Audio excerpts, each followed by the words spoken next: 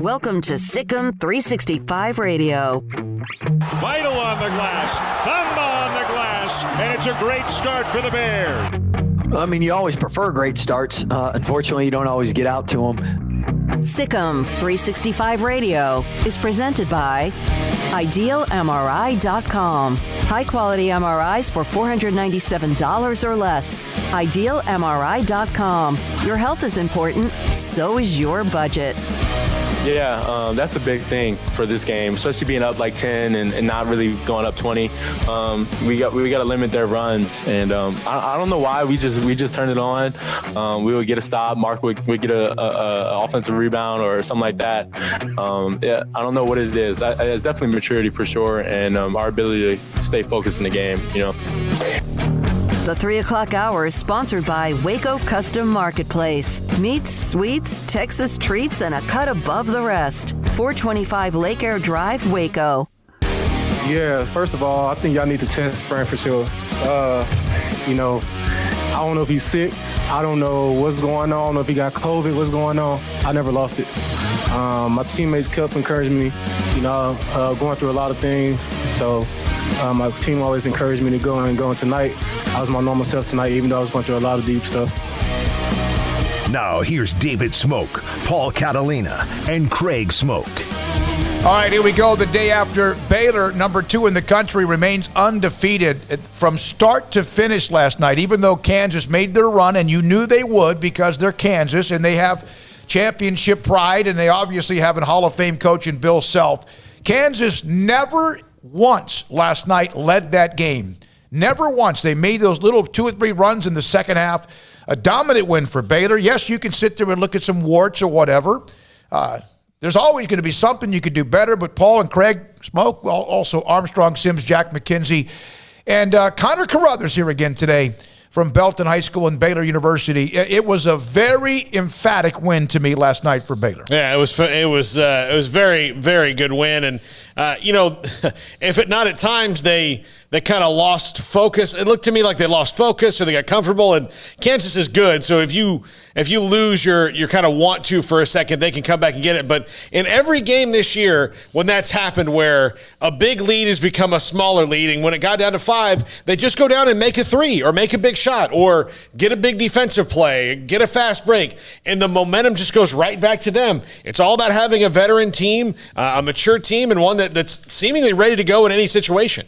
Yeah, pretty incredible to see them just take care of Kansas, and, it's kind of like business as usual almost for this team now. I mean, it's not like it's some wild upset that everybody's still like soaking and basking in a day later. Everybody's just over it now. It's like, yeah, we'll talk about it, but then it's on to the next one, and people know that they've got bigger games coming up, like Texas or, anybody else that may cross their paths the rest of the way. But no, I thought, there's always things you can get better at, but it's really hard to kind of pick apart that game last night. They were in control and never really relinquished it, despite some Kansas runs. But yeah, that was impressive and well done. Felt like a big win. There were 3 consecutive stretches where each team had not each team, but 9-0 run, 9-0 run, 9-0 run, and then somebody always countered. Baylor would counter, or in fact, Kansas would counter. And then how about the shot?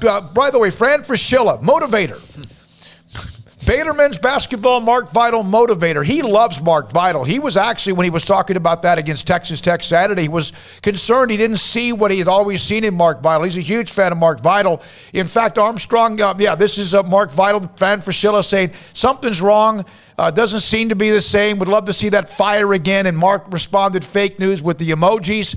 And then after the game, after Vital had a very explosive start, the block he made on the fast break that should have been an easy 2 for Kansas was spectacular. Couple of alley-oops.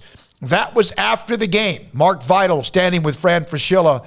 And we'll have Fran Fraschilla join us here in like 5 or 6 minutes. Yeah, and Mark Vital was not shy about saying, like, yeah, it motivated me. Yeah, it motivated. He was fun. He had fun with it. And, he said he's, kind of been going through some deep stuff, which I think we all understand. And but last night, and I think, part of that, Fran used to be a coach. Fran knows what he's doing. That was not a reckless, ridiculous Stephen A. Smith type tweet by Fran Fraschilla. That was something's going on here. And maybe this will, start something here. I think there was something to that. When I brought up the tweet yesterday, nobody was really arguing it. I mean, Nobody was saying like, man, that's ridiculous. That's silly. Like, Cowherd talking about Baker wearing his cap backwards, dumb stuff like that. It was something that Fran had observed, and quite frankly, everybody seemed to be in somewhat agreement with what he said yesterday. So, it certainly served as motivation. And, Scott Drew, I'm sure, gave a little fist bump to Fran, like, hey, thanks, man, because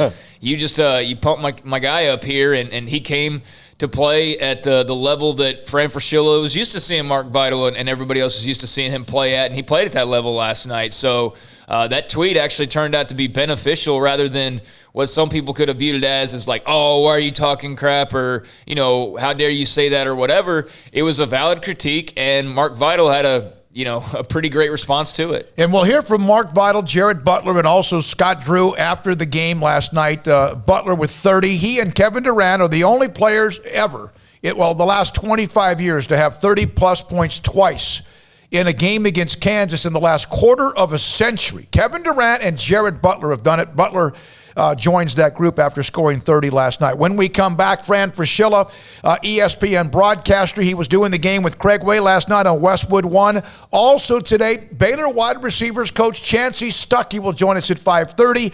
We'll also hear from Dr. Jamie Harrison of the UIL as they have wrapped up football season and looking back at that. Plus, Zach Gelb of CBS Sports on the NFL playoffs, David Hellman on the Cowboys, and you with text at 254-339-1122. This is Sic'em 365 Radio. Pickup Outfitters, Jay Arrett, he runs the shop at 220 Lake Air Drive in Waco, createacommotion.com. And Jay Arrett has done exactly that. He has created a commotion by making sure you understand that you can add to what you need when it comes to your pickup truck. First thing I think about if you have a pickup truck, the 2 or 3 things that you would want to add if they didn't have it already. Or maybe it's an older truck and you need to replace it. The grill guard, the bumper, and then, of course, a bed cover if it didn't come with that in the first place, and there are various styles of bed covers. Plus, if you need, and I always think of a pickup truck as something you throw stuff in, but man, there's some pickup trucks now that are as nice as any of the luxurious SUVs around, because they're loaded on the inside of the cab. But also, if you want to protect the cab, the bed, the floor of the bed, they have bed liners that are lay-in and or spray-in. It's not just for pickup trucks, though. Pickup Outfitters, even though the name pickup is in their name, it's also for SUVs. It's for minivans as well. And minivans, of course, you could add to what you need when it comes to the comfort and the accessories and amenities inside the minivan. It's Pickup Outfitters, createacommotion.com at 220 Lake Air Drive in Waco.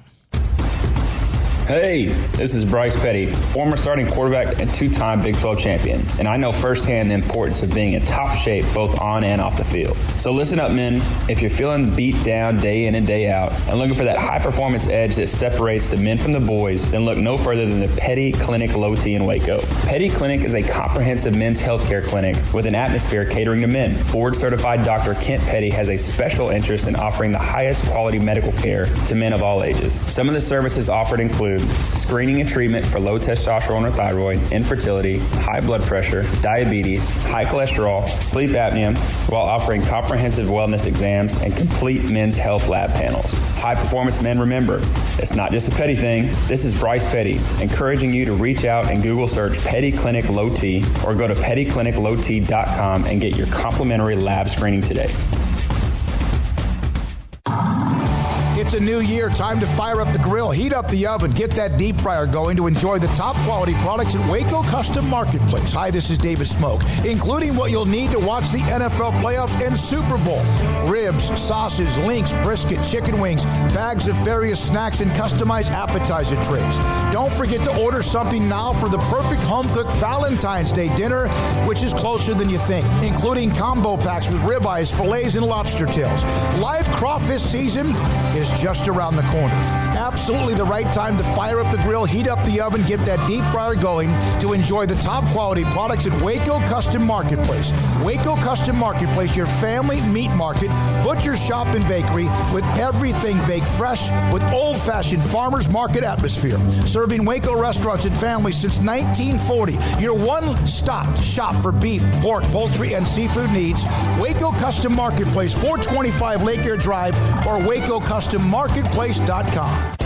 At Ideal MRI, we feel blessed to be part of the Waco community. We're a small family business here in Central Texas. At times like this, the cost of healthcare has never been more important. And unfortunately, significant illnesses and injuries still occur. And that's why Ideal MRI is open and here to serve you through this difficult time. So if you need an MRI, ask your doctor about Ideal MRI. You can schedule online in minutes at idealmri.com or call 833-IDEAL-MRI.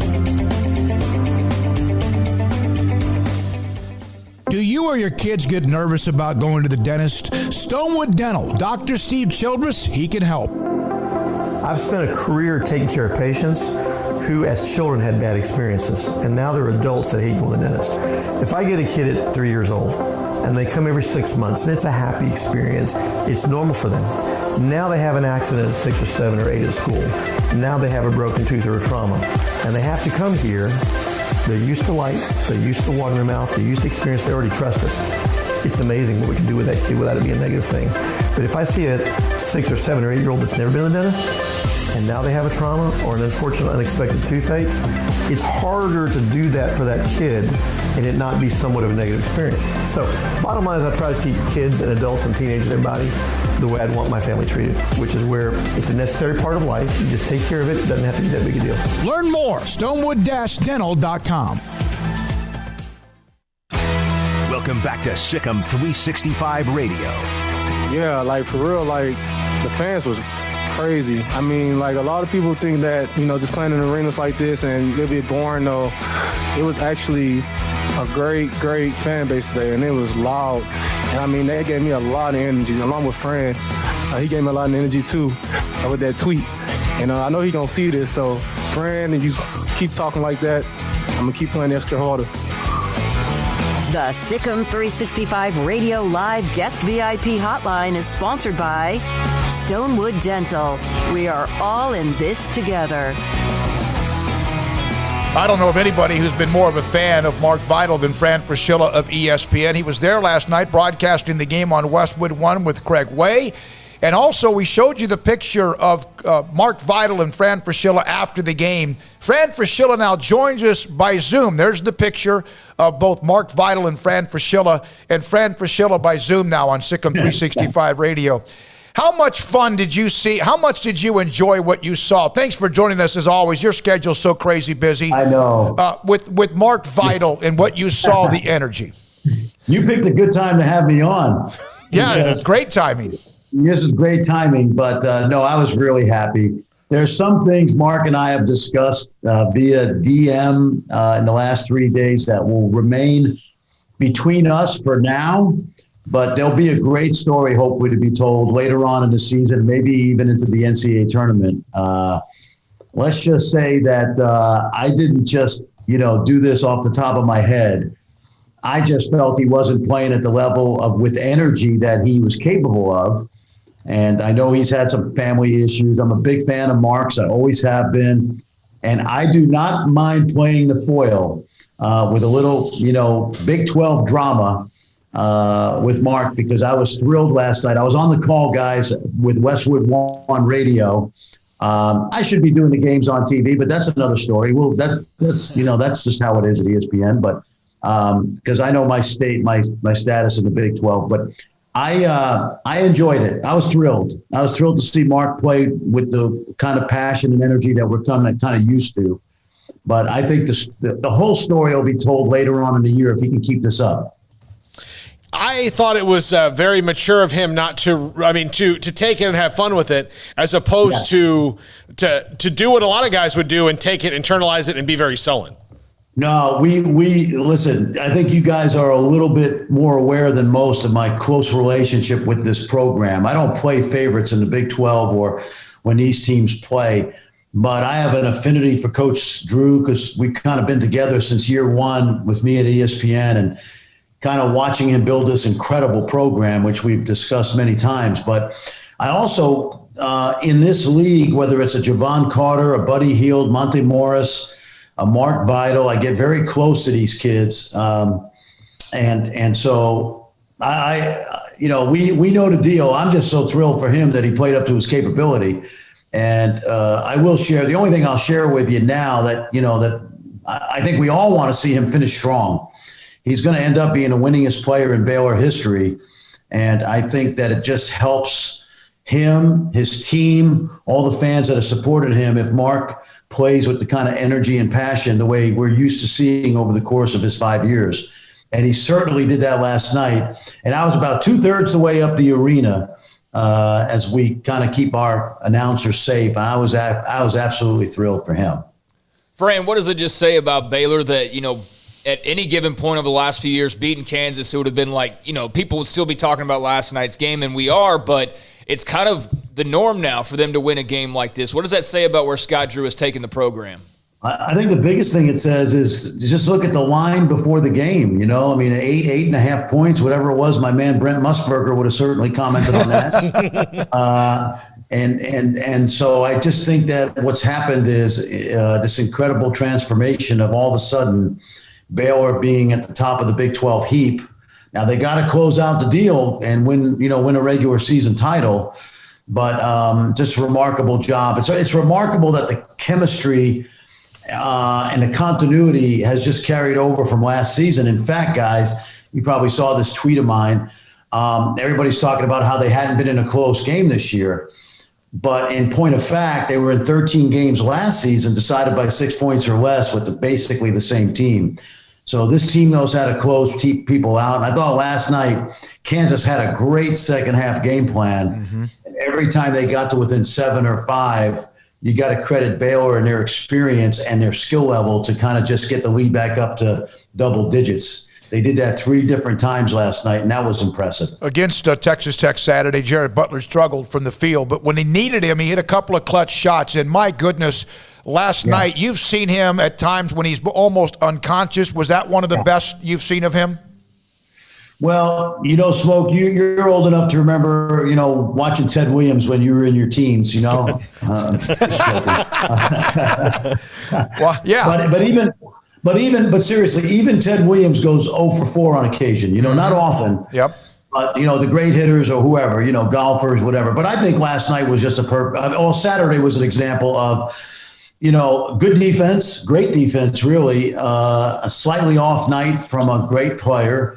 And then yet he made 2 big shots late. And then last night we saw the just incredible, just another incredible game against Kansas. So, yeah, I just think that's what makes him such a special player. In fact, if Luka Garza hadn't gotten so far out in front of this National Player of the Year race, I'm going to try to get the conversation started that this kid better be, he's already going to be a first-team All-American, but he definitely should be in the conversation. Fran, you mentioned that this is basically the same team and how you grow as you get better. A lot of times we get to see that in college basketball because guys leave, but every single player on this team has seemingly added something to their game, whether it's Jared Butler is much stronger going to the rack now. Davion Mitchell with his threes. What does that say about not only Scott Drew, but the coaching staff that is enabling these guys to just get better as overall basketball players and not stay what they were, which was good basketball players? Yeah, no question. There's so many ways to answer that because, first of all, he's got a great coaching staff. They develop players. They don't just develop guards. They develop big guys. They develop wing players. And they recruit kids and get kids to transfer who are basketball junkies, who want to get better. So that's another thing that I think is a feather in their cap. They very rarely lose anybody of note to transferring out. I said this morning that it's amazing L.J. Cryer didn't play last night, and I think he's going to be a star someday. He's like the kid. He's like a guy in the Alabama quarterback room with Jalen Hurts and Tua and Mac Jones. And, who was it? The big kid, Loveday. I don't know if you guys saw this, but after the game, he was back out on the Farrell Center court working on getting a workout in. Mm-hmm.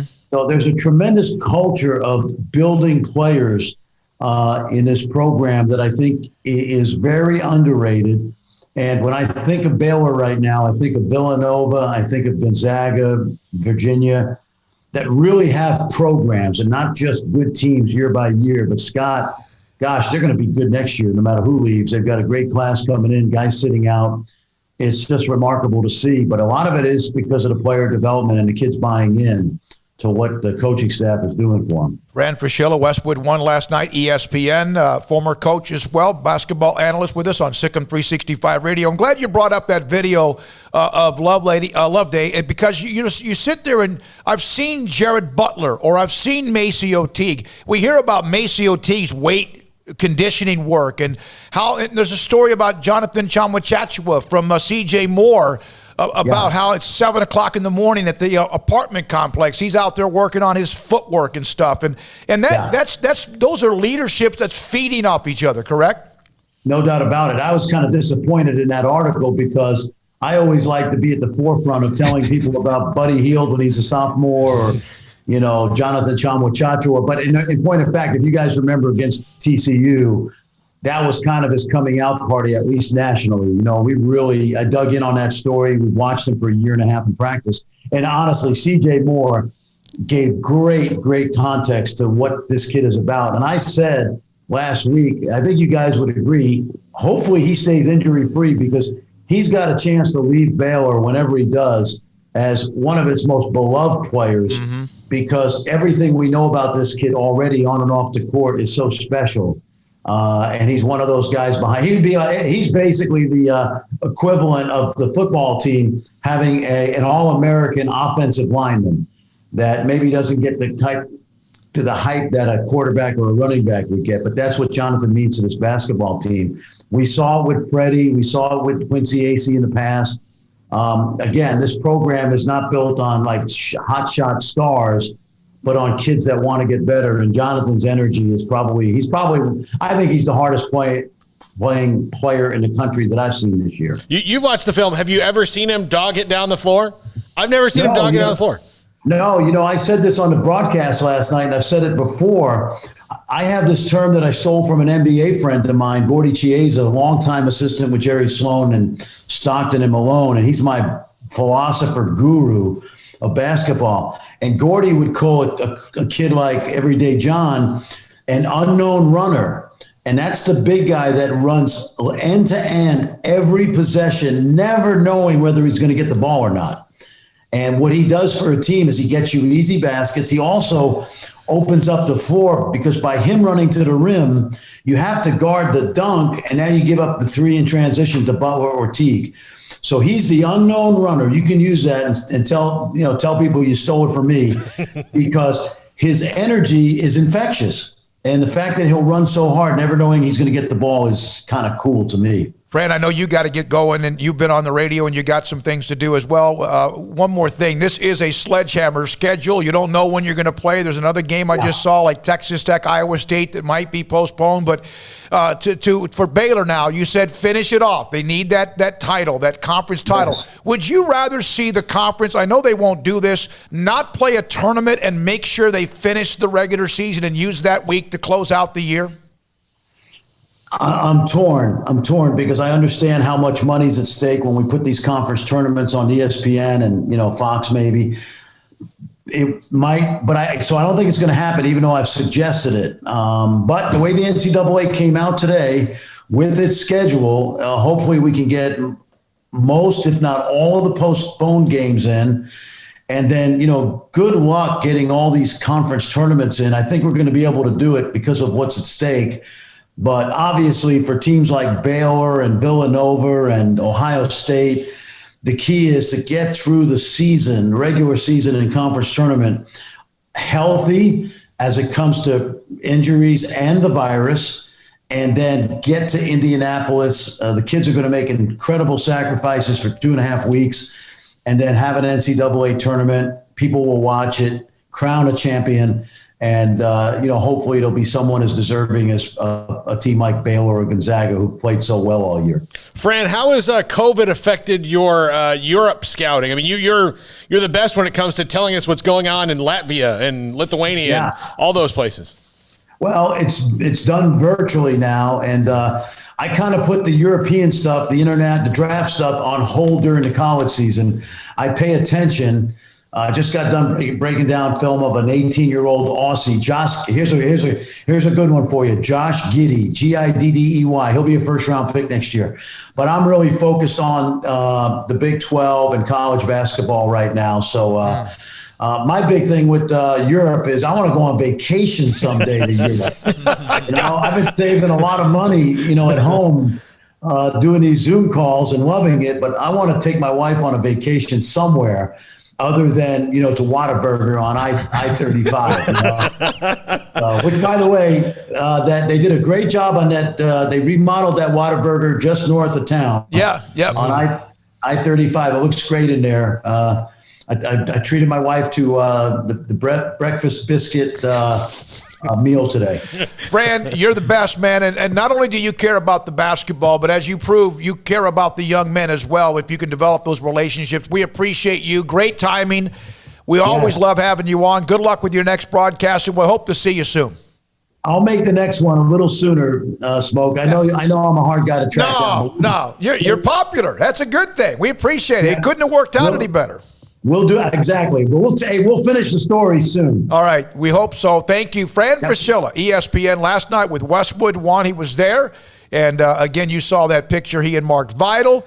Mark Vidal knows what Fran Fraschilla thinks about him. So does Scott Drew, the coaching staff, Jerome Tang, and others. Huge win for Baylor, and yet it was expected.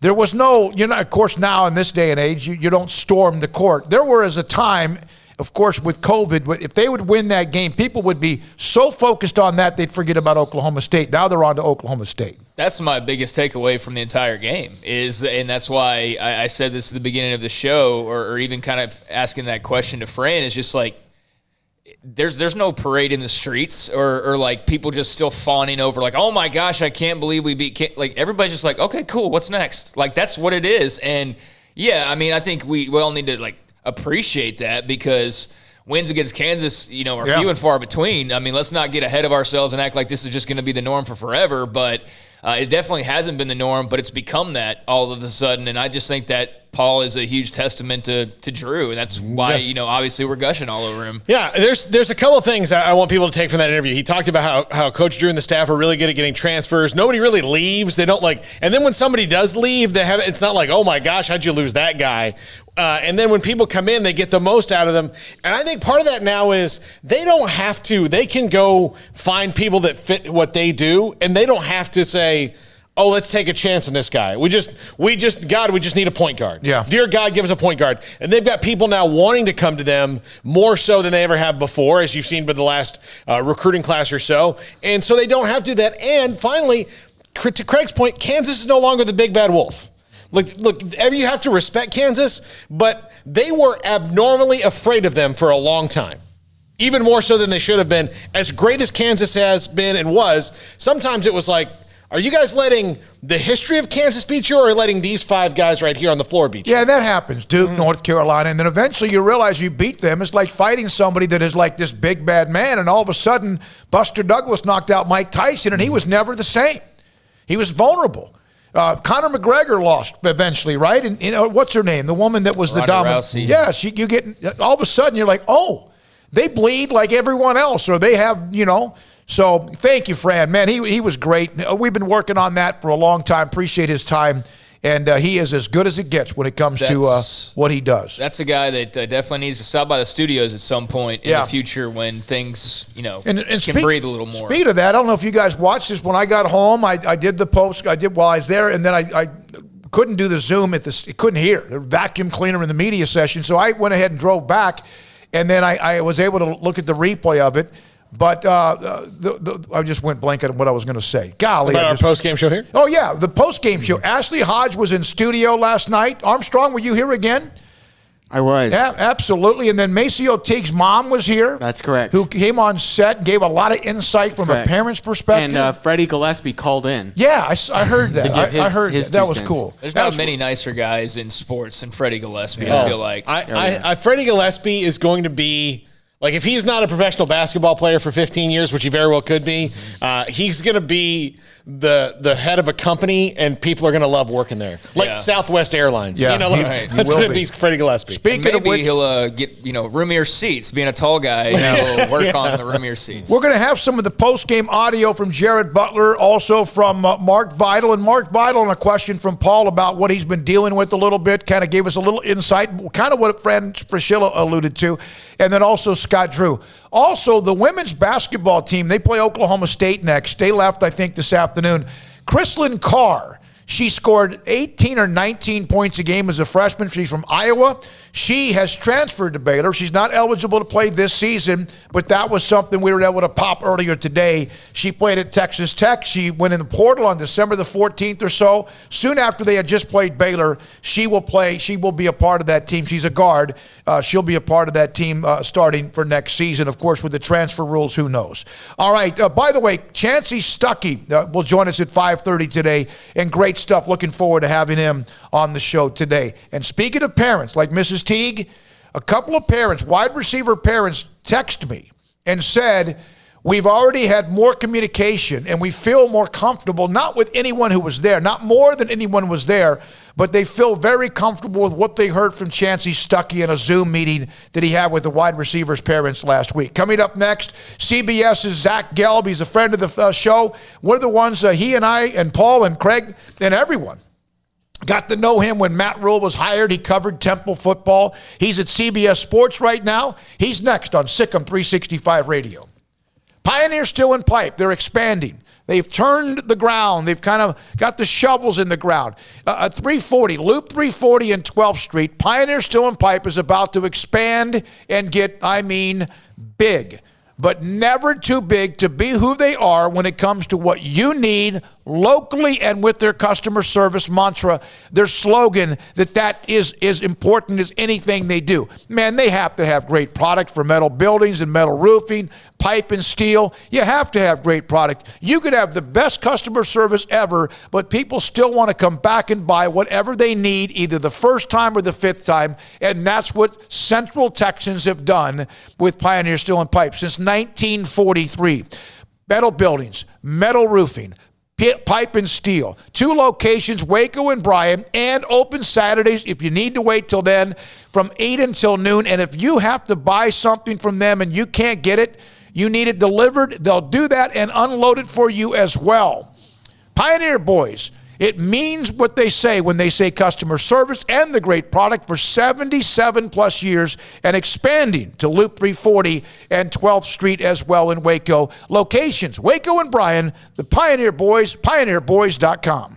Don't settle for second best. Allen Samuels has the Dodge models to make your heart go pitter-patter. Allen Samuels is Waco's Customer First Award for Excellence winner for 3 years running. Come take a peek at the new 2020 Dodge Charger SXT with $5,670 in value or 0% for 72 months. Or the new 2020 Dodge Journey, one of the most affordable third-row SUVs with $6,750 total values available. Shop today at AllenSamuelsDCJ.com. It's the Start Something New sales event at Allen Samuels Dodge Chrysler Jeep Ram Fiat. Your friend in the car business. See dealer for details. All offers have credit requirements.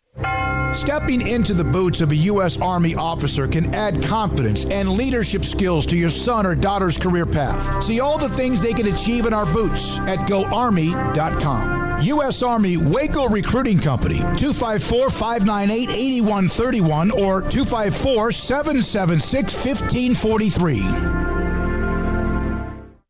At Baylor University, students find their place to shine. They're faithful friends and inspirational leaders. They're championship teammates and independent thinkers. They're on the cutting edge of high tech and in the halls of history. If you want to make the world a brighter place, you can. And if you want to shine in your own way, you can. The spark you need is already inside you. Bring it to Baylor, where lights shine bright. How did Edward Jones become one of the biggest financial service companies in the world? By not acting that way. Financial strategies, one-on-one advice, it's a big difference. And that's why Brad Wilson, your Edward Jones financial advisor, makes sense of investing. Experience the difference for yourself. Brad Wilson, 250 Sharon Drive in Woodway, 254-776-4337. Edward Jones, member SIPC. Riverbend Liquor and Wine has their easy-to-access drive-thru open and convenient and clean in-store location on the corner of Lakeshore Drive and North 19th Street in Waco. Riverbend Liquor has the best and most extensive variety of craft beer selections in Waco, and Balcones Whiskey, including single malt, pot still, baby blue, rye, brimstone, and the all-new lineage in stock. Riverbend Liquor and Wine, family-owned and operated, and a hidden gem in Waco on Lakeshore Drive and 19th Street. And find out more on Facebook and Instagram. Southwest Sports Medicine and Orthopedics, the team physician of Baylor Athletics. Our doctors specialize in the diagnosis and treatment of any and all sports-related injuries. Celebrating over a decade of service in Central Texas, our doctors are equipped to handle a wide range of issues, whether it's your foot or ankle, orthopedic spine care, your hand or wrist, knee and shoulder pain, or if you're in need of our arthritis or total joint clinic. Come see us at the new Baylor Scott and White Ted and Sue Getterman Sports and Orthopedic Center. Trusted doctors at Baylor Trust, Southwest Sports Medicine and Orthopedics. Our goal is to get you back in the game. From the first workout to the last practice, sports is an incredible challenge. Hi, this is Dan Engel with the First National Bank of Central Texas, and we're proud to support each athlete, every parent, and our educators. From families, small businesses, to the biggest industry, we're here to help. With remarkable products like instant issue debit cards free at all of our banking centers, we've got banking ideas that fuel big dreams. The First National Bank of Central Texas. Familiar faces making local decisions. Member FDIC, Equal Housing Lender. Welcome back to SicEm365 Radio. The Sic'em365 Radio app is sponsored by Allen Samuels Dodge Chrysler Jeep Ram Fiat in Waco. Your friend in the car business at Loop 340 and east of 84. Come by. Let's be friends. We will Zach Gelb will join us in just a moment. Zach Gelb, again, part of the national show on CBS. His show, the Zach Gelb Show, will join us here momentarily. Huh? I think he needs a number. Yeah. It's a good time to ask for it. We've had him on 100 times, but let me try to find it. Yeah, we do need the actual phone numbers to call the guests, believe it or not. Well, that's something that also Craig, I got a question for you. Sure. We were talking about this earlier on Up Tempo. If Jared Butler was not on this team, would they still be a Final Four team? What do you think? No. I'll say no. I was saying they would be, more than any other team in the nation, Baylor would be okay without Jared Butler, without their star player, because they have so many. More so than any other team. Here's the thing I wonder. Someone else then would raise Maceo Teague, score an extra 6 or 8 points a game. Exactly. Or would then Davion Mitchell, who got a little out of control at times last night with the basketball, he plays so damn hard, you know? Yeah, I just think Butler's just... He's a silent assassin, and yet he's not silent because you always know he's there. Yeah, I just don't know that he's really replaceable. I get what you're saying, though. Like, you could divvy it up, but you're also counting in on, like, a handful of guys to all have to raise their stock at the same time, and... I don't know. I just think you're better off with Butler. That's an interesting question, though, and they could very well be better off than any other team in the country. We have seen Zach Gelb grow in front of our own eyes. We got to know him when Matt Rule was hired by Baylor when he was at Temple. He's now host of the Zach Gelb Show on CBS Sports Radio. Joins us now on SicEm365 Radio. It's been a while. You're getting to the point where I have to go through like 3 agents to get to you now, Zach. It's getting insane. I'm just a little bit insulted I haven't been asked to come back on a little while. You guys have this brand new show, new network, and you forget about me because Matt Rule's no longer there. So I'm annoyed at you guys. Well, as you should be. As you should be. So the Bills. We had yesterday Darryl Talley on. Today we have John Murphy, the voice of the Bills. How much fun is it that Buffalo's in a championship game again? It's a lot of fun. You look at this team, and they're just the perfect way on how they've built this organization where they were in the playoffs on that putrid playoff game that we saw wild card weekend a few years back with the Jaguars and the Bills, that low-scoring affair between Tyrod Taylor and Blake Bortles. And then the next year, it was the debut of Josh Allen. They struggled a little bit, but I'll do a little Matt Rule Temple connection here and Baylor connection as well. It's just, looking back at Matt Rule's time at both schools, Deion Dawkins, who was a big player at Temple, he had a tweet out at the end of that season in Josh Allen's first year that something special's brewing, and everyone was like laughing at him, and the comments weren't nice. You guys are about to be 6-10. What are you talking about? And now we've seen this run the last 2 years. And here's what I love the most about the Bills. They knew they were good last year, but they knew that if they wanted to be to a level of greatness, they needed to go get Josh Allen, a number one wide receiver, like a Cole Beasley, you guys know, is a good player. John Brown is a good player. But they were aggressive this offseason. And Stephon Diggs, they made that trade. They gave up a first-round pick and then some. And I remember talking to Brandon Beane in the offseason on my show, and I said, you guys gave up a lot. And he goes, well, we don't think we gave up a lot because they were confident that Stephon Diggs, who I thought was just a very good wide receiver, could eventually become a great stud wide receiver. And you're seeing that this year as he does lead the league in receiving yards and receptions. So they've built this organization perfectly with Brandon Beane, with Sean McDermott. They have the quarterback, and they're going to give Kansas City all they got coming up on Sunday. If Kansas City has Mahomes, do you expect this to be a shootout? I think it's going to be a shootout. Now, we got to see the health of Mahomes because other than, I guess, the concussion that he may or may not have, or it's a nerve injury in the neck, earlier in the game, he had that foot injury, and he looked a little bit slow. And quite frankly, ever since that Carolina Panthers game, where they only won by 2 points, his offense hasn't been great for 60 minutes. I'm not concerned about them going into the postseason. I think Mahomes will play on Sunday. That's just what my gut tells me right now. But if he does play, with both these defenses not being great, I expect there to be a lot of points. And right now, the Bills, they can't run the football. They lost Zach Moss. Devin Singletary's been disappointing this year. So I expect that this is going to be a show where the Chiefs' offense is more complete and more diverse, and Allen's going to be sitting back and throwing the football all day. I expect there to be a lot of points coming up on Sunday. I think it's going to be a great game. What have you thought of the way Josh Allen is just, consistently been able to command this offense at a high level? I mean, the defense has played very well at the same time, but Zach, it was a few years ago, people were debating, Mayfield and Darnold and Rosen and Lamar Jackson, and Josh Allen's just this kid with a big arm, but he's proven he's so much more than that. Yeah, no doubt about it. It's a great point because I didn't know what Josh Allen was going to be coming out of college because I didn't watch, maybe I watched one or two of his games when he was at Wyoming, if that, just because of some of the hype that you were hearing about him in his final year there. But to see the way that he's grown this year, especially in the completion percentage and just the confidence and the leadership that he possesses, he has taken a huge step. I thought the Bills were going to be a good team this year. I thought they were going to win the division. I didn't know that they were going to be the second best team in the AFC and have the potential to give Kansas City run for its money and maybe eliminate them on Sunday. I haven't thought about who I'm going to pick right now. Probably as we sit here on a Tuesday, I would lean towards Kansas City.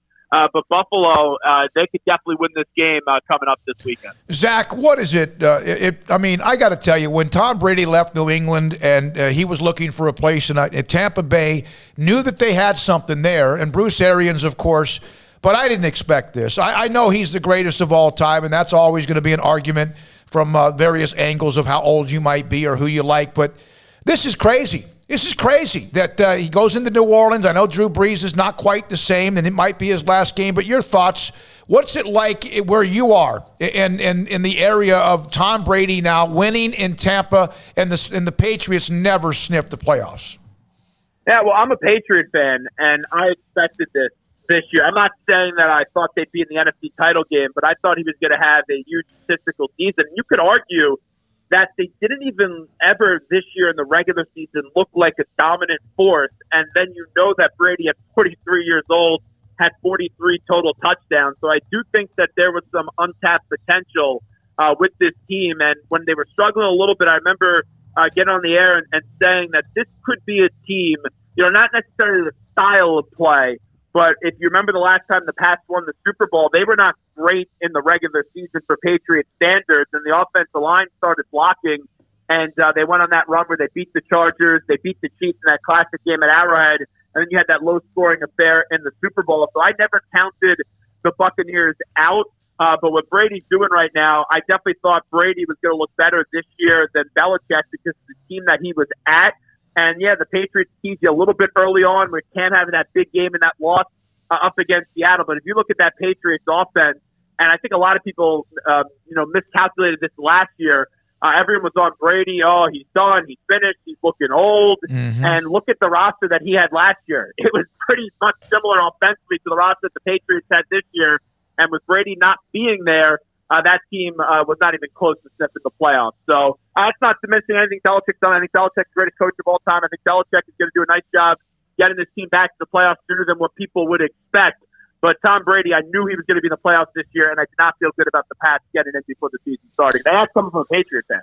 Yeah, being in Philly as long as you were, I know you got your finger on the pulse of what's going on with the Eagles and their head coaching situation. They're casting a wide net, Zach. From what I can tell. I think you're getting interviewed for it. Honestly, they're talking to everyone. Yeah. Are you a coach in the NFL? Yes. What time can you get here? Or can you Zoom? And do you have any idea of what they're really looking for? Or is this Jeffrey Lurie saying, okay, I want to get something different than Doug Peterson, or I can't even figure out what he's doing? Well, just because you interview someone doesn't mean they're going to take the job too. So I wonder how many people, and this hasn't been reported or anything, this is just a gut feel on it. I wonder if maybe they offered the job to someone, or they got maybe some feedback from someone that they weren't going to take it. Like I saw the other day that there were sources that Brian Daboll, I don't even know if the Eagles interviewed Daboll, but Brian Daboll was just going to stay put in Buffalo after this Chargers job did go to Brandon Staley. Here's my problem with the Eagles. It makes no sense to me to keep Howie Roseman. Howie Roseman, to me, is the biggest problem in Philadelphia. The whole organization, after winning the Super Bowl, they talked about how this was going to be a habitual feeling, how this was going to be a dynasty, how get to this is the new norm. And Jeffrey Lurie said that, Howie Roseman said that, and Doug Peterson said that. Now, I'm not defending Doug Peterson for this season. He had a bad year, but since Super Bowl 52, Doug, with not a great roster, coached his butt off and got that team to the postseason twice. Carson Wentz has not played well. He's regressed significantly. But Carson Wentz at least had a 3-4 game run last year where he got the team to the playoffs. What has Howie Roseman done since winning the Super Bowl? And if you're going to tell me drafting Jalen Hurts, we still don't know what Jalen Hurts, and I like Jalen Hurts, but we don't know what he's going to be as an NFL quarterback. And when I think of Howie Roseman, I think of him running this roster, running this team into the ground since winning the franchise's first ever Super Bowl. You look at the receiving position, he could have had Justin Jefferson. He elected to go elsewhere. Jalen Reagor. He could have had DK Metcalf. He went with J.J. Arcega-Whiteside. You have to hit on at least one of those, and he hit on 0 of those. And this team just does not have a lot of talent. And it's a bad job right now. And I think that may be why they're interviewing a lot of people, because who knows who's going to take this job. Zach, as we mentioned at the beginning, we got to know you because of Matt Rule when he came over from Temple to Baylor, completed his first season as an NFL head coach, which we all know was his dream, 5-11. But there were a lot of bright spots, a lot of good young players. Jeremy Chin, for example, looks like a guy who's going to be a star for a long time. What'd you think of Matt Rule and his first season now in the books? It's weird to say he did a good job with a 5-win roster, but I thought he did a good job. And I follow some Carolina fans on Twitter and some media members. I'm a little bit surprised how critical they've been after year one. And that's what happens in the NFL. There's always unrealistic expectations. If you looked at that roster, though, what did you think? Like 5-6 wins probably. And that's what they did. And they were in close games against Kansas City, up against the Saints, and they didn't go their way. Now, Teddy Bridgewater, I don't think he's the answer for the future. I don't believe he is their long-term plan, even though he's on a 3-year contract. I think they have to figure out the quarterback position. But there's a reason why they had to draft every position this year in the draft on the defensive side of the ball. And you guys mentioned Chen. He did a nice job. And on the offensive side of the ball, Robbie Anderson was a heck of a signing. Yeah. We'll see what happens in the future with DJ Moore and Curtis Samuel. And you lost McCaffrey. So with all that being said, I thought it was a step in the right direction. And really for Matt's plan, and the way I view the plan, is first year I thought it was a wash. Next year I have to see improvement. And then year number 3, I know he's on a 7-year deal.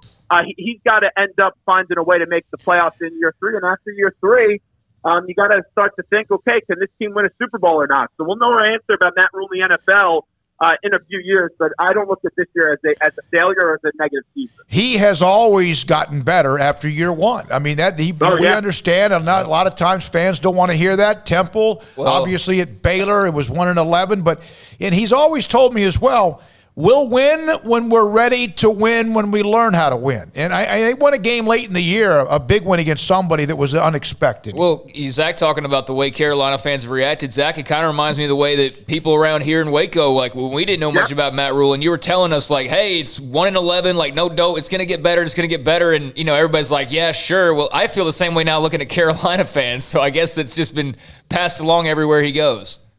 I remember, I think I had a conversation with you, Smokey, after the 1-win season, and there was like some awful loss, a school that Baylor should never lose to. I forget who it was, and people in Waco were losing their minds. And I know that you always believe, Smokey, but I said I saw this. At Temple, they had a 2-win season. They were in games up against good teams like UCF, who was a good team that year, and they lost on like a last-second touchdown.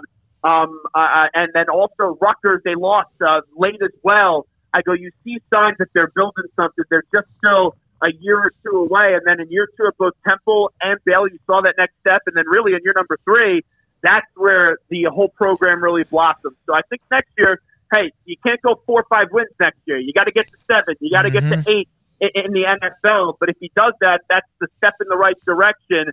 And then come year number 3, I really believe that's when the expectations start. I'm not going to tell you he's going to win a Super Bowl in the NFL, but I'd be surprised if he doesn't get that team to the postseason by year number 3. How about the fit of Fitterer, the general manager, as far as him being hired? I know that they were apparently on staff at one point when Rule was or knew him when Rule was at UCLA. Is that you like the fit there? With a lot of these hires, I could say I love it. I could say I hate it. Yeah. I don't really know much about it, so I'm not going to tell you one way or another.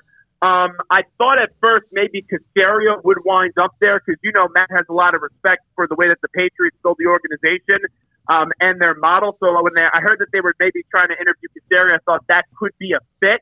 But, yeah, I look at this one. Matt is clearly – I don't want to say he's fully in control there, but I think he wanted someone that he could be aligned with, and alignment has always been a big thing for him. And that's what I think what makes Matt Rule special. He knows how to delegate and he knows how to lead. So clearly they shared the same vision, and that's why he's there now in Carolina. Anything else, Paul? Nope. Craig? No, just good to hear from Zach. Good to hear from you, man. Bunch of good games set up this weekend. Yeah. And obviously it's been an interesting shakeup a little bit with the Cowboys staff on the defensive end with Nolan out. They'll go back to someone that the McCarthy's fresh with or knows a little bit about with Dan Quinn. He was not he took a team to the verge of a Super Bowl, but I don't know if he'll eventually get another shot, but you thought about giving Dan Quinn an opportunity to run the Cowboys defense. I don't have a problem with Dan Quinn and an opportunity. I think he's a good defensive coordinator. Like you said, I don't think he's a horrible head coach. Well, it was clear to me just in Atlanta, and I was calling for him to be fired 2 years ago. They were just patient with him too long. So could he be a good defensive coordinator? Yes, but you know it. That Cowboys defense has a lot of work to do. They have a good offense, and even this year, before Dak got hurt, they were scoring a lot of points, but their defense couldn't win games. They couldn't just make one stop. So that defense is a concern, and Dan Quinn, he's got a lot of work to do, but I could trust his defensive mind. Zach, thank you. I know you got a show to do. Appreciate your time. Thank you. No problem. Next time, you don't have to go through 9,000 PR people. Just text me, all right? I will do that. Always been so accessible to us. Got to know him when Matt Rule was hired and gave us some great insight, and everything he told us was exactly how it ended up as far as the process, the going from year 1 to year 2 to year 3. And then, of course, now Dave Aranda. Chancey Stuckey, wide receivers coach, kid who played at Clemson, young man who played at Clemson. He'll join us today at 5:30. Also, David Hellman on the Cowboys and Dan Quinn at 5 o'clock among some other segments that we have. Have had some of you, hey, you want to call in and discuss the Baylor win? We'll do that at 4 o'clock. We'll have some audio clips as well from Jared Butler and Mark Vidal and Scott Drew on the win against KU.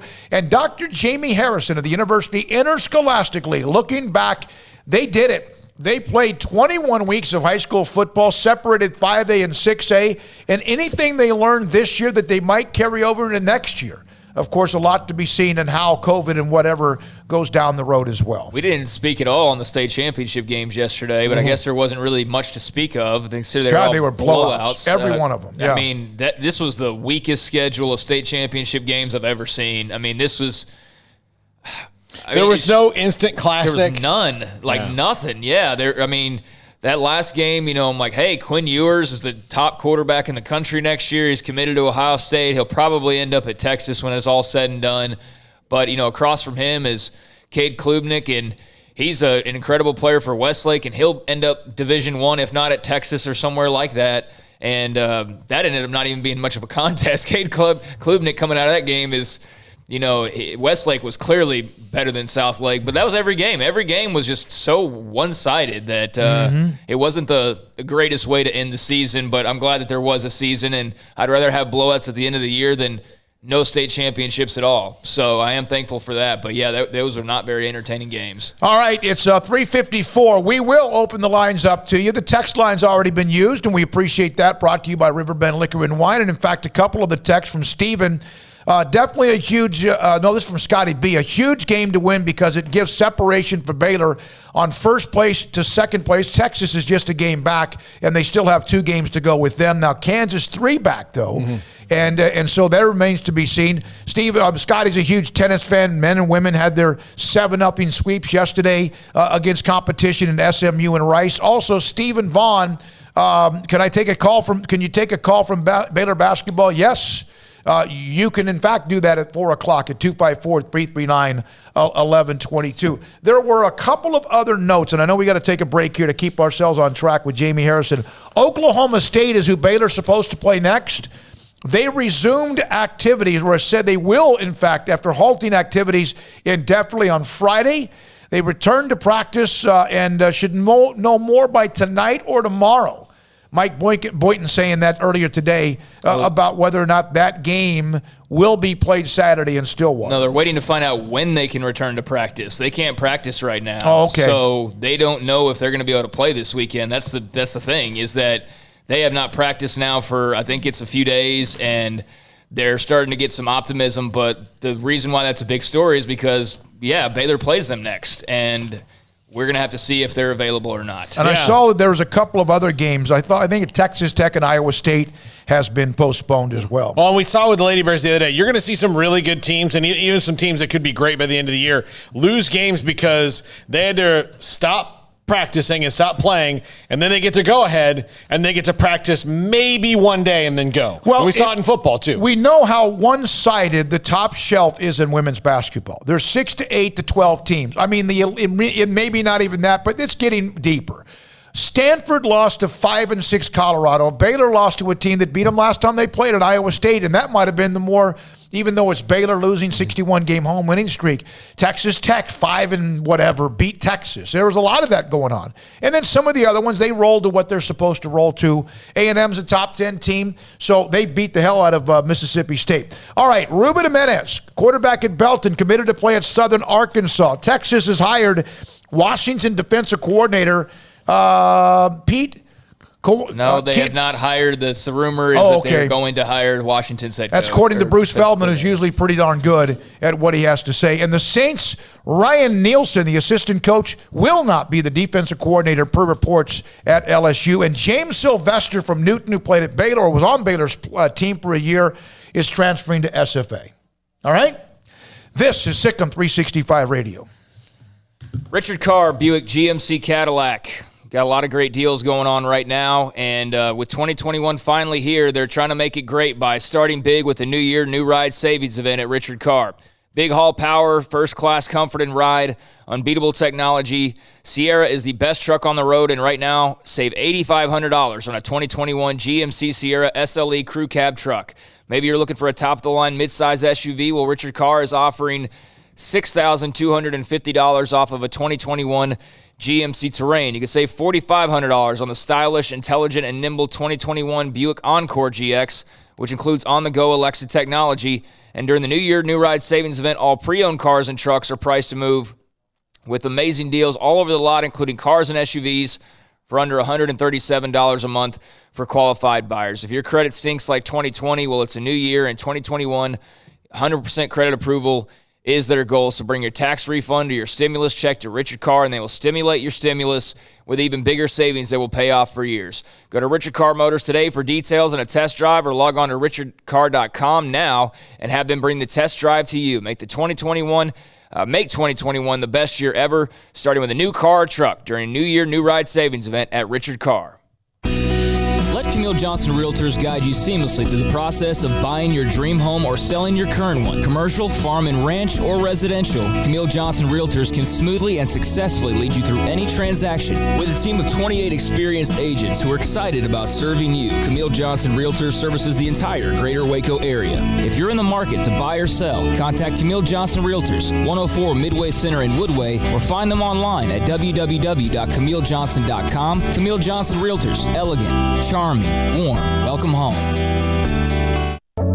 Learning to navigate life in the COVID-19 world has been a struggle, and where and how to get tested has been one of the biggest challenges. Impact Health Labs has your answer. If you need mass testing for your office, church, dormitory, or school, Impact Health Labs is who to call. They will come to you, conduct the testing at your location, and have the test back within 24 hours. Most major insurance accepted, meaning your out-of-pocket cost is low. So no more waiting by the phone for days to find out the results. Impact Health Labs was founded by 3 Army radiologists. They believe in accuracy, efficiency, and doing the job right. Call 254-744-6233 to set up your group screening today. Impact Health Labs, on-site, prompt, and accurate, taking COVID-19 head-on. Again, that number is 254-744-6233. MP Electric has developed a quality-oriented electrical contracting service in more than 20 years in the industry. Led by President Mark Perry, our electricians go through a 5-year apprenticeship program, are licensed by the state of Texas, and getting continuous education annually upon renewal. In great part, the success of MP Electric lies with its management and professional expertise of its employees. All of our employees share a dedication to quality and commitment to serving the needs of our customers. For new construction and remodels, parking lot, lighting and surge protection, landscape lights, security lights, troubleshooting, and repairs. For industrial manufacturing, food and beverage, paper and publishing, heavy industry, cement and rock crushing plants, water distribution plants, and utilities. For 20 years, MP Electric has serviced industrial, commercial, and residential products. We do service right. MP Electric Inc. at 1890 Galaxy Road, Waco. MPElectricusa.com. It's time to be brutally honest with yourself. Look in the mirror or weigh yourself. Do you weigh as much, more, or less than you did before the holidays or a year ago? Why not start the year in better shape than how you ended it and create momentum for 2021 and help strip the negative vibes, tension, pressure, and extra pounds from the crazy of 2020? It's time right now to join Waco Regional Tennis and Fitness. It's so much more than a gym, including world-class tennis courts, lessons available with pros, fitness merchandise, tanning, massage, personal training to get you over the hump. I promise you'll look better and feel better than ever before. Just need to walk through the front door. Waco Regional Tennis and Fitness with personal trainers Christy London and Randall Corp. 40-plus group exercise classes, including twice-a-week boot camp, spacious, clean workout room, free weights, Cybex cardio equipment, and no intimidation, a tremendous camaraderie and family atmosphere. So make this your best and healthiest year ever. It's time to react today, not tomorrow. Waco Regional Tennis and Fitness on Lake Shore Drive in Waco. Parenting is full of surprises. You never know what to expect. So after our son was born, I called my Texas Farm Bureau insurance agent to set up a life insurance policy in case something happened to me. Sawyer is now 2. And we'll soon have a sister. There's no one else I would trust with protecting my family. Stop by and see our agents at one of our 3 McLennan County locations. Coverage and discounts are subject to qualifications and policy terms and may vary by situation. Welcome back to SicEm365 Radio. The 4 o'clock hour is sponsored by Boozer's Jewelers, the wedding ring store, specializing in custom jewelry and repair, all in-house. Well, first, I don't like to foul guys out myself. So, and then you got to trust your players. And then each game is different. Each situation is different. Now, here's David Smoak, Paul Catalina, and Craig Smoak. All right, here we go. SicEm365 Radio. The text line open, 254-339-1122. Phone lines open as well. Same number, 254-339-1122. Baylor off the win against Kansas. Saturday, they hope that game happens with Oklahoma State, COVID permitting. Also, Jared Butler, last night after the game, as Baylor does their post game, again, it was neat to see. I was in that big room that they have, that the media, kind of the holding room, and they were vacuuming, so I had to put my earbuds on. But here's Jared Butler. Paul Catalina was the one that put these together. On a veteran team, you knew Kansas was going to make a run, but Baylor's veteran and experience prevented that. Yeah, that's a big thing for this game, especially being up like 10 and not really going up 20.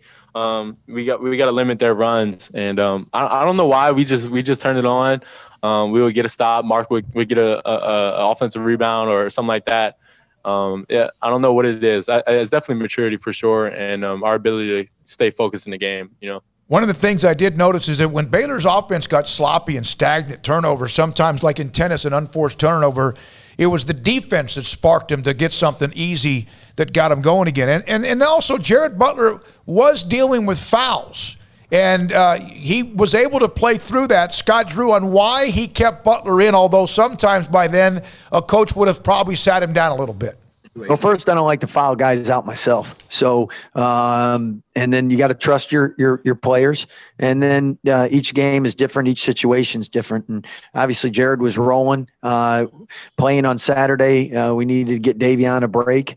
And I thought Jared handled himself well. And because of that, probably you'll get more opportunities. Now, if he'd have come in and fouled right away, I don't know if we'd do as much in the future. But he did a great job with that. I love what Jared Butler not only scored 30, he had 8 assists in that game last night, and also very much played a part of it on defense. And then speaking of that, the spark plug, Craig, who would you say, who's the straw that stirred? Butler was the star.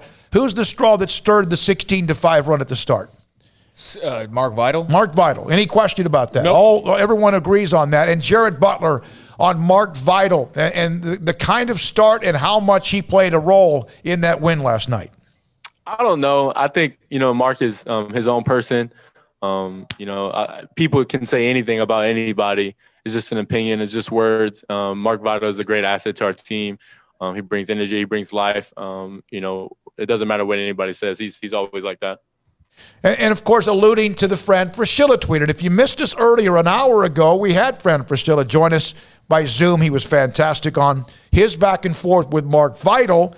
And Mark Vital initially on the Fran Fraschilla tweet on Saturday during the game with Texas Tech.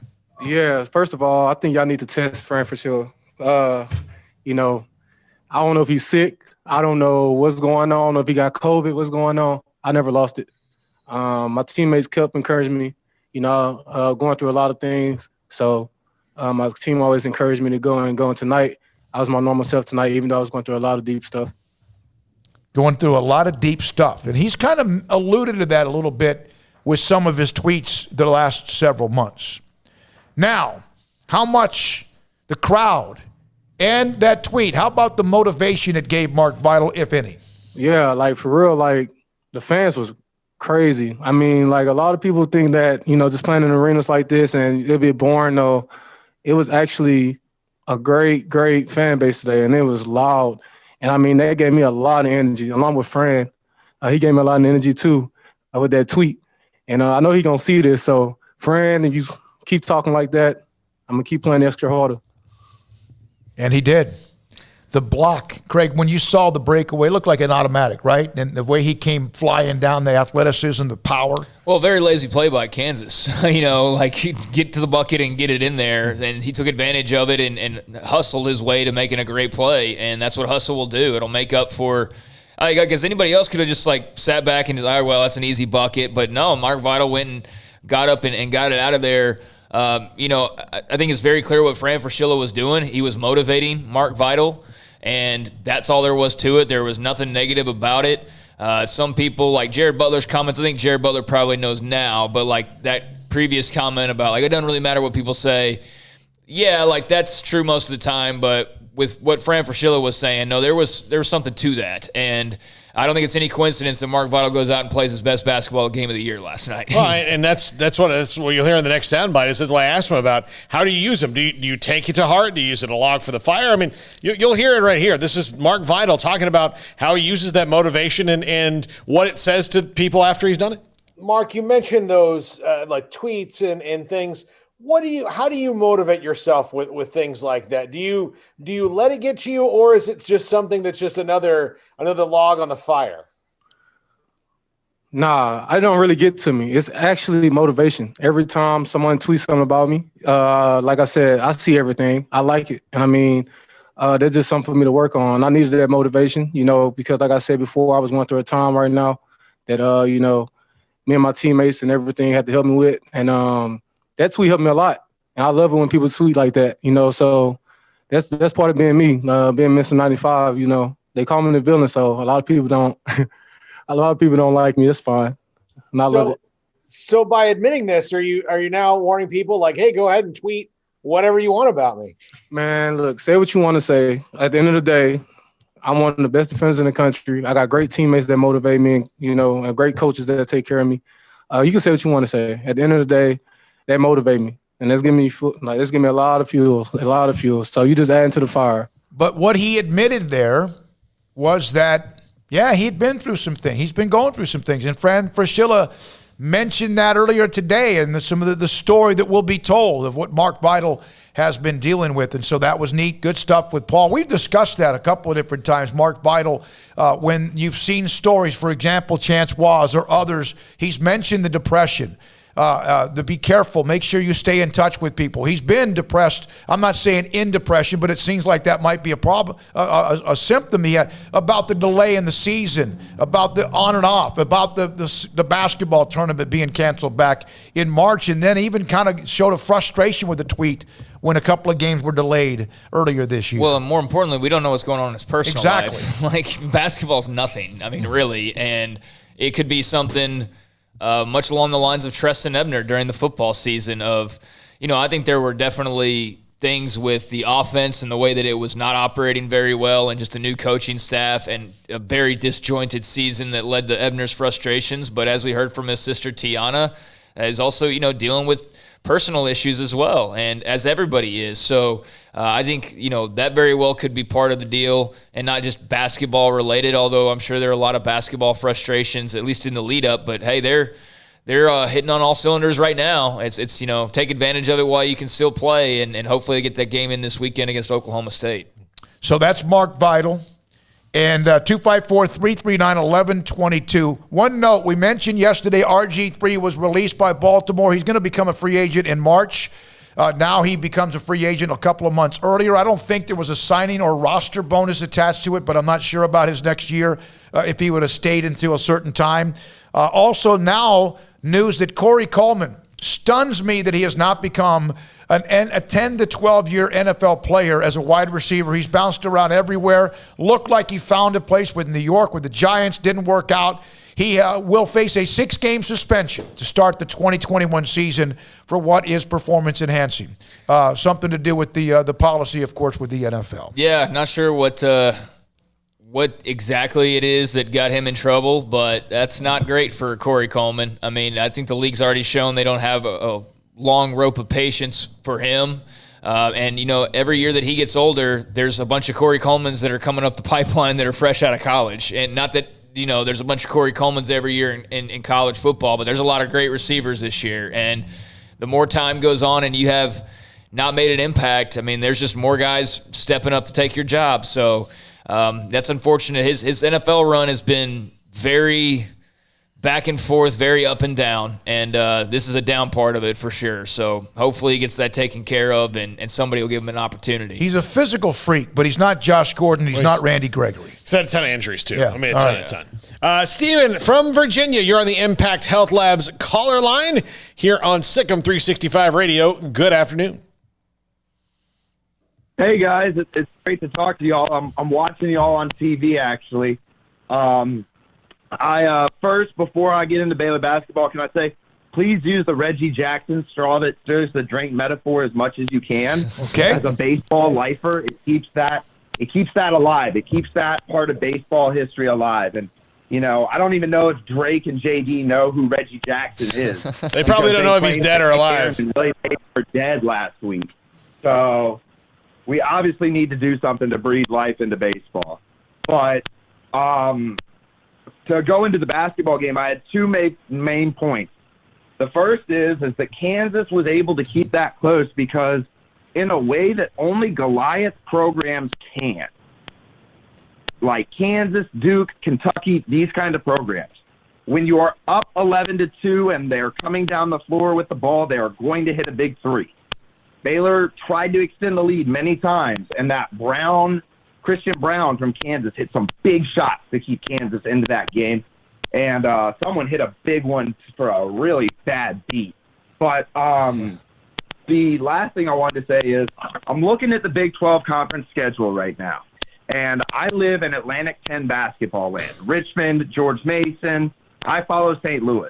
But that conference is in ruins right now because basically St. Louis has only played 7 games, and they're the best team in the conference because everyone else keeps catching COVID. So you start thinking that a lot of these schools are not going to be able to reschedule these games. Well, Baylor has played 6 teams in the Big 12.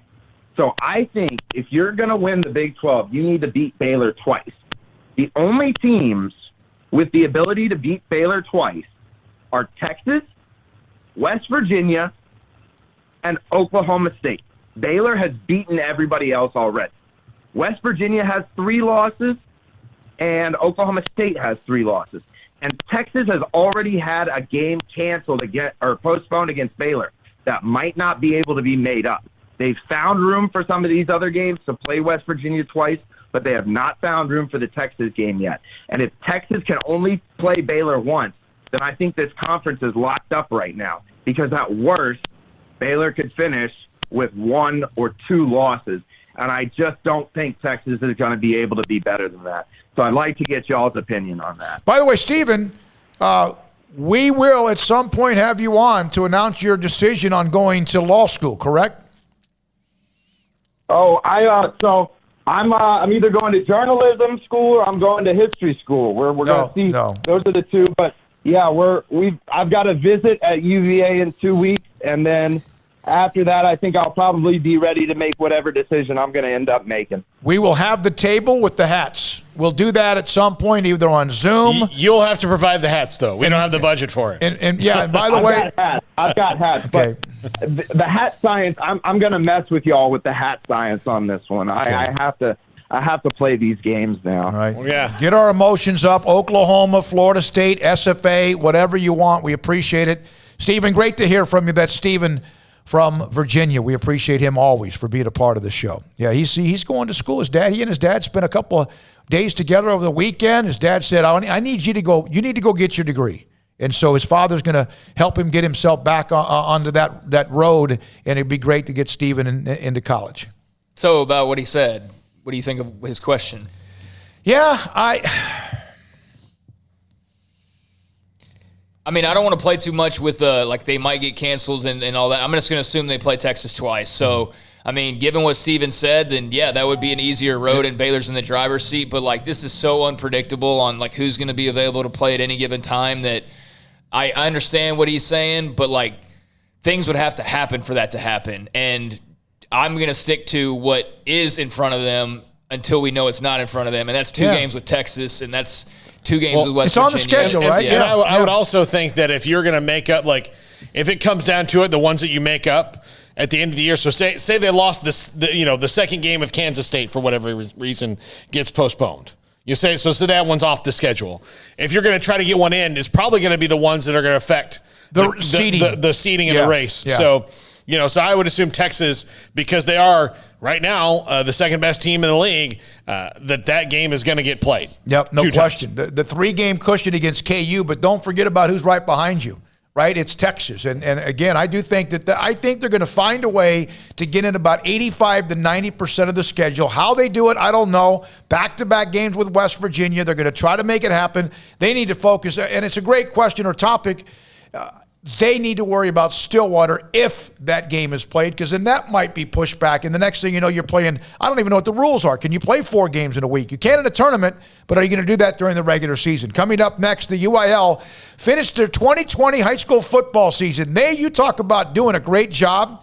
We hear about what the NFL's done. The NBA had their bubble, what college football finished. But the UIL and Texas high school football, Dr. Jamie Harrison is next on SicEm365 Radio.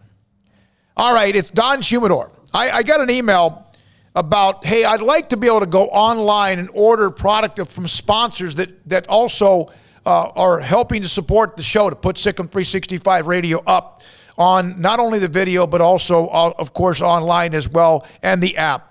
I talked to Carol and Ashley at Don Shumidor. I said, hey, can you do something that's online? Their problem is this, is that you got to be 18 and older, and sometimes you're not so sure. I've ordered cigars online if you've needed to, but that's one of the problems. So if you want to contact them, you can go to their website, Don Shumidor, and also on Facebook, and you can request something through them, and they'll figure out a way to ship it to you. But you can go through them on that if that's something you're interested in. Cigar lovers, unbelievable display, the names, the brands of Macanudo and Ashton, and of course Arturo Fuente, Cohiba.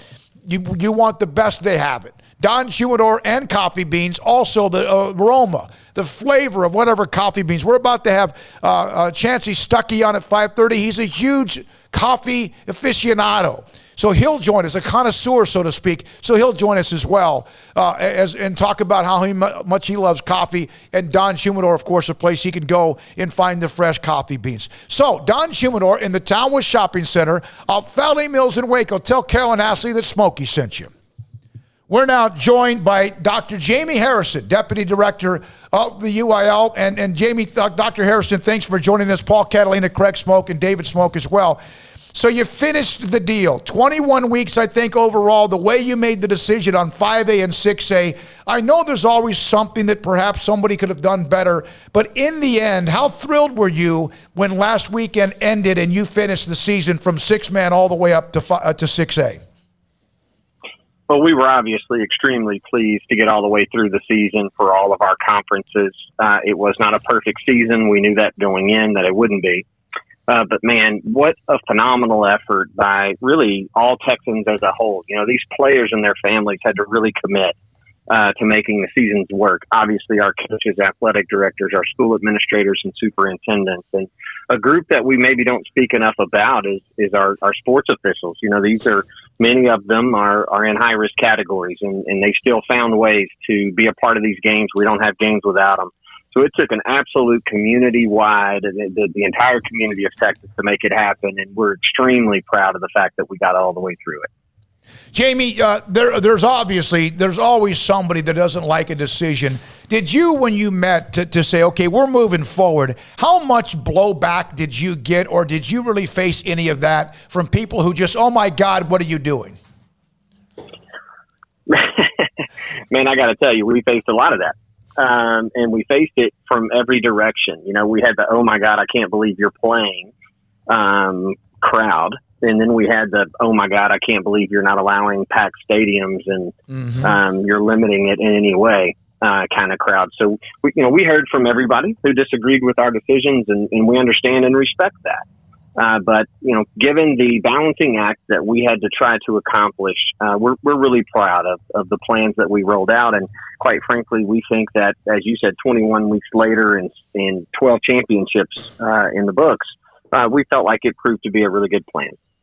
Was the biggest relief this last couple of weeks that you didn't have to postpone any of the 5 or 6A games? Yes, it was. I got to tell you, from the very first 5A game at the championships, I would see different people that I've known for a long time, and they would always start to say, hey, congratulations on getting it. You made it. And I would stop all of them and go, until the last horn goes off for the last game, I don't want to hear that. Don't jinx anything. So, yes, we were really concerned all along. I mean, you're just waiting on some sort of bad news call. But fortunately, we were able to play all 4 games, didn't have to delay any of them. Jamie, I think every business that's gone through this, pandemic over the last year has found, new ways to do things and maybe ways they'll do things from now on. They realize, like, hey, this is much simpler. Is there anything like that as far as the UIL goes? Is there something that maybe you guys stumbled upon, learned, or found out that you'll apply now moving forward? So, yes, I think there are some things. And when it comes to season structure, I would say we don't know yet, right? We finished football, we finished volleyball and cross country and team tennis before that, but we still have several sports to finish. So, we're going to get through the school year and then get back with our constituency groups, our schools, our coaches associations, that sort of thing, and sort of see, when it comes to our season structures, our championship structures, what they felt like was different that worked and we should consider sticking. I do think, while I can't guarantee, my personal opinion is that some of the extra flexibility outside of the season, some of the summer workout stuff and giving coaches a little extra time to coach some skill-specific stuff instead of just strength and conditioning, I would expect some of that to stick. You know what? I got to tell you, because as you know, McLennan County was going through back and forth decisions of shutting things down or not, and eventually things were opened up. And the UIL, I think when you guys came out and said, hey, we're going to move forward, that obviously was huge, but it still came down to each county, each school district or whatever. Now, I'm telling you, I'm blown away. I really am. I'm so thrilled that you guys were able to get it all done. I wondered about the separation of 5A and 6A. I understood it.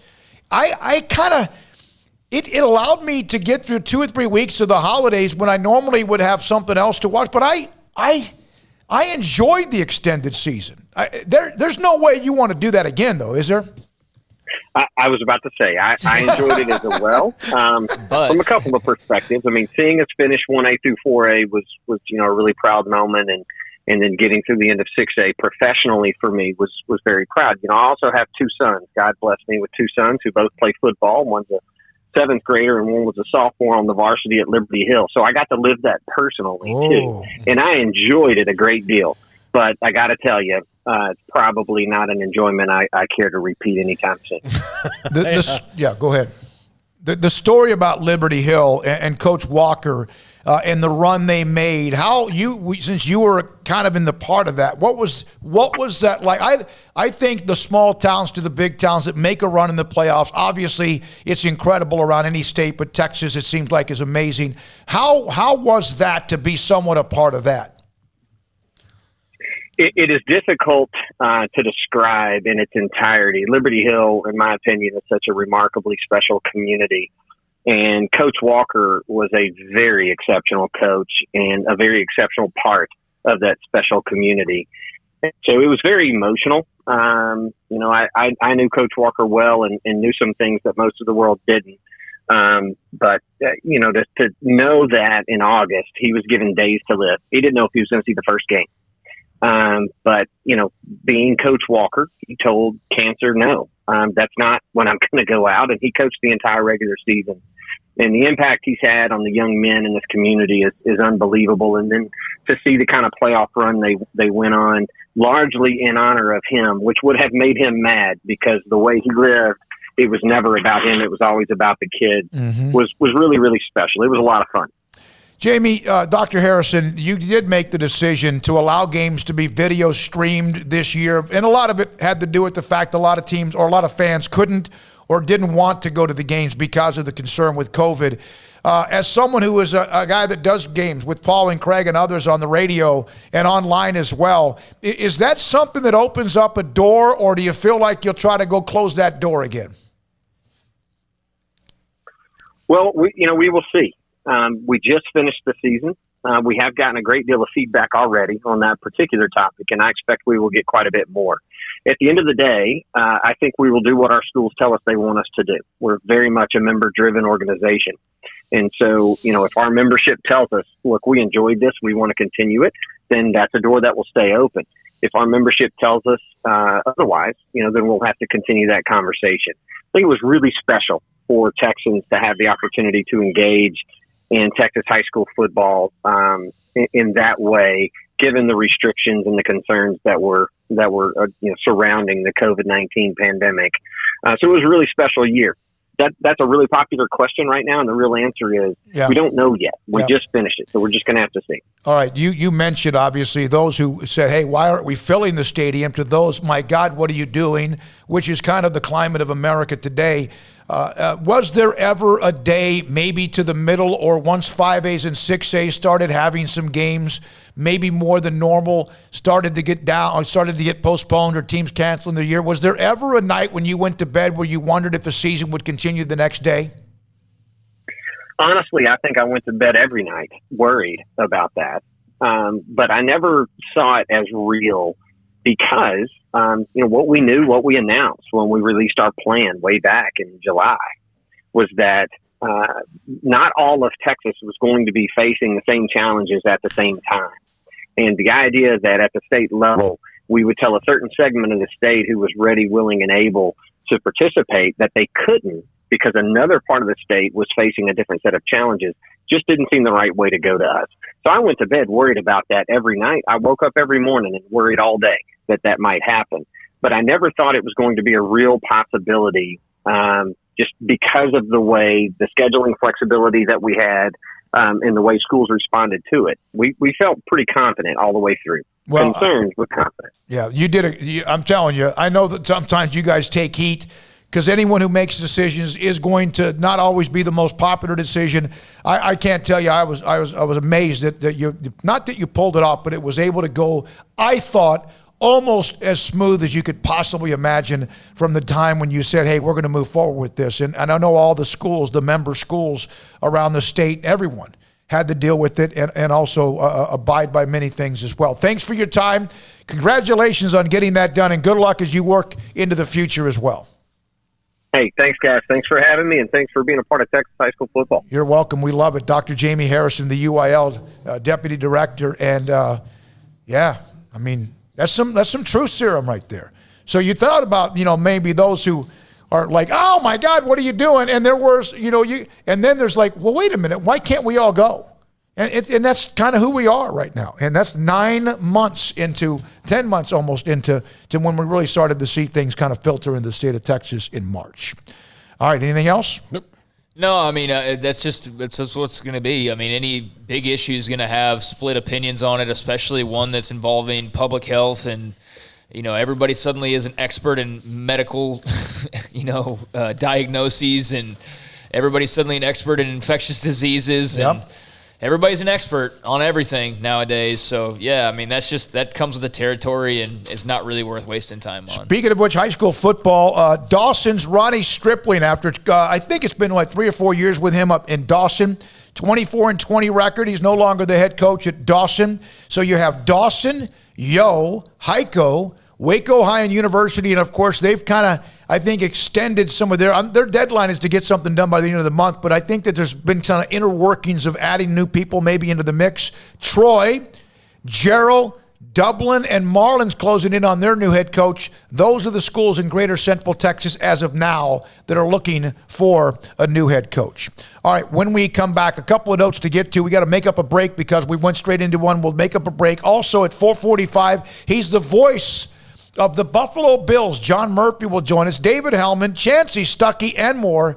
254-339-1122, SicEm365 Radio.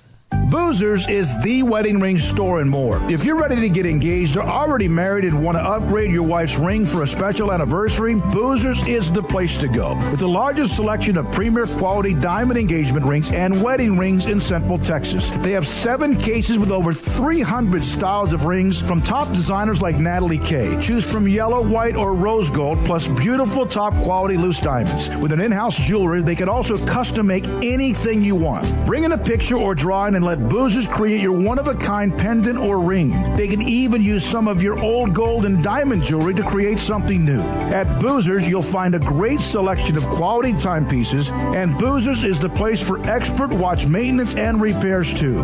They specialize in expert Rolex watch repair for fine jewelry, watches, custom work, and more. Go to Boozers on Valley Mills and Lake Air Drive in Waco. Boozers, the wedding ring store and more. Born in Waco, Brotherwell Brewing exists to serve the Central Texas community with locally crafted beer of the highest quality. They want to bring Central Texas closer to the brewing experience so everyone can enjoy well-made beer as much as they do. For 2.5 years, they've been bringing high-quality beer to Central Texas at their location on Bridge Street in East Waco. And this football season, you need to stop by on game day for curbside pickup or stop by their tent next to Sic'Em365 at Brazos Parking for your pregame refreshment. Brotherwell Brewing believes in community and bringing people together to enjoy products made in their community. So for your game day, whether it's a tailgate or at home, stop by Brotherwell Brewing for high-quality craft beer made right here in Central Texas, 400 East Bridge Street, and check them out online at brotherwell.com. Car has the trucks, man. They have the one for you. Crew cab, short or long bed, silver, black or blue. Texas size selection, great prices too. Richard Carr, he has the truck for you. Carr has the trucks, man. He has the truck you need. If you want the best truck, you want a GMC. Texas size selection, great prices too. Richard Carr, they have the truck for you. What you do in privacy is your own business. What you do in public with your truck, well, that's our business at Pickup Outfitters. In your garage, it's okay for your truck to parade around in the nude with no accessories. Hey, this is still America. But when you bring your truck out in public, it's just common decency to put an outfit on your truck. And that's where we come in at Pickup Outfitters. Put a cover on that bed. Cover your rear end with a bumper and a hitch, for goodness sakes. There are women and children on the roads. And guys, don't leave your tools exposed. Put them in a toolbox. Be proud of your truck and stand tall with a lift kit. Or improve your truck's posture with a leveling kit. Add some class to your pickup with new wheels and tires. Or dress up for a date with your new RV or boat with a fifth wheel or a receiver hitch. At Pickup Outfitters, we're dedicating to making the roads decent for all Central Texans. So when taking your truck out in public, remember your manners and accessorize it properly with an outfit from Pickup Outfitters. 220 Lake Air Drive in Waco. It takes time to reach goals. It's a truth that applies to more than sports. It goes for your financial goals as well. You work hard for your money, and you deserve an investment strategy that lines up with your game plan. And Tom Albers, your Edward Jones financial advisor, can help. If your financial investments aren't putting forth the effort you desire, stop by today for a financial review. Tom Albers, 4301 Lakeshore Drive, 254-776-7605. Edward Jones, member SIPC. Welcome back to SicEm365 Radio. This high school football segment is sponsored by Southwest Sports Medicine. We'll get you back in the game. You know what, Craig? We have push Paul's 5 for 5 at the end of each show. Mm-hmm. I kind of like it there. Or do you want to negotiate a different slot? No, I think there's a lot of reasons I like it, because it's branding wise, top 5 at 555 is a great name for it. Secondarily, it's the best shot I have of getting it in every single day. True.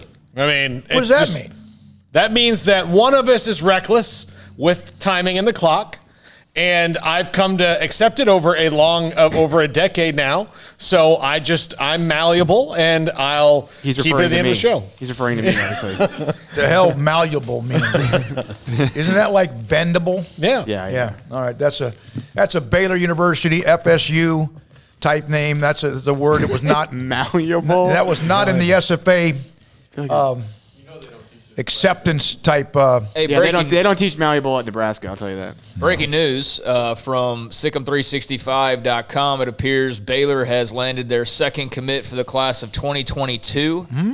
West Orange Stark defensive end Carmelo Jones has apparently committed to Baylor. That from SicEm365. Let me tell you something. Grayson has been all over the recruiting since the time when James Blanchard came back on campus and started. I mean, there's times that the premium section will have 7 or 8 offers out, whatever. That's Grayson Grunhape for Colt Barber, Craig Smoak, Bryant Etheridge, Ashley Hodges. Keep going with those who are connected very well.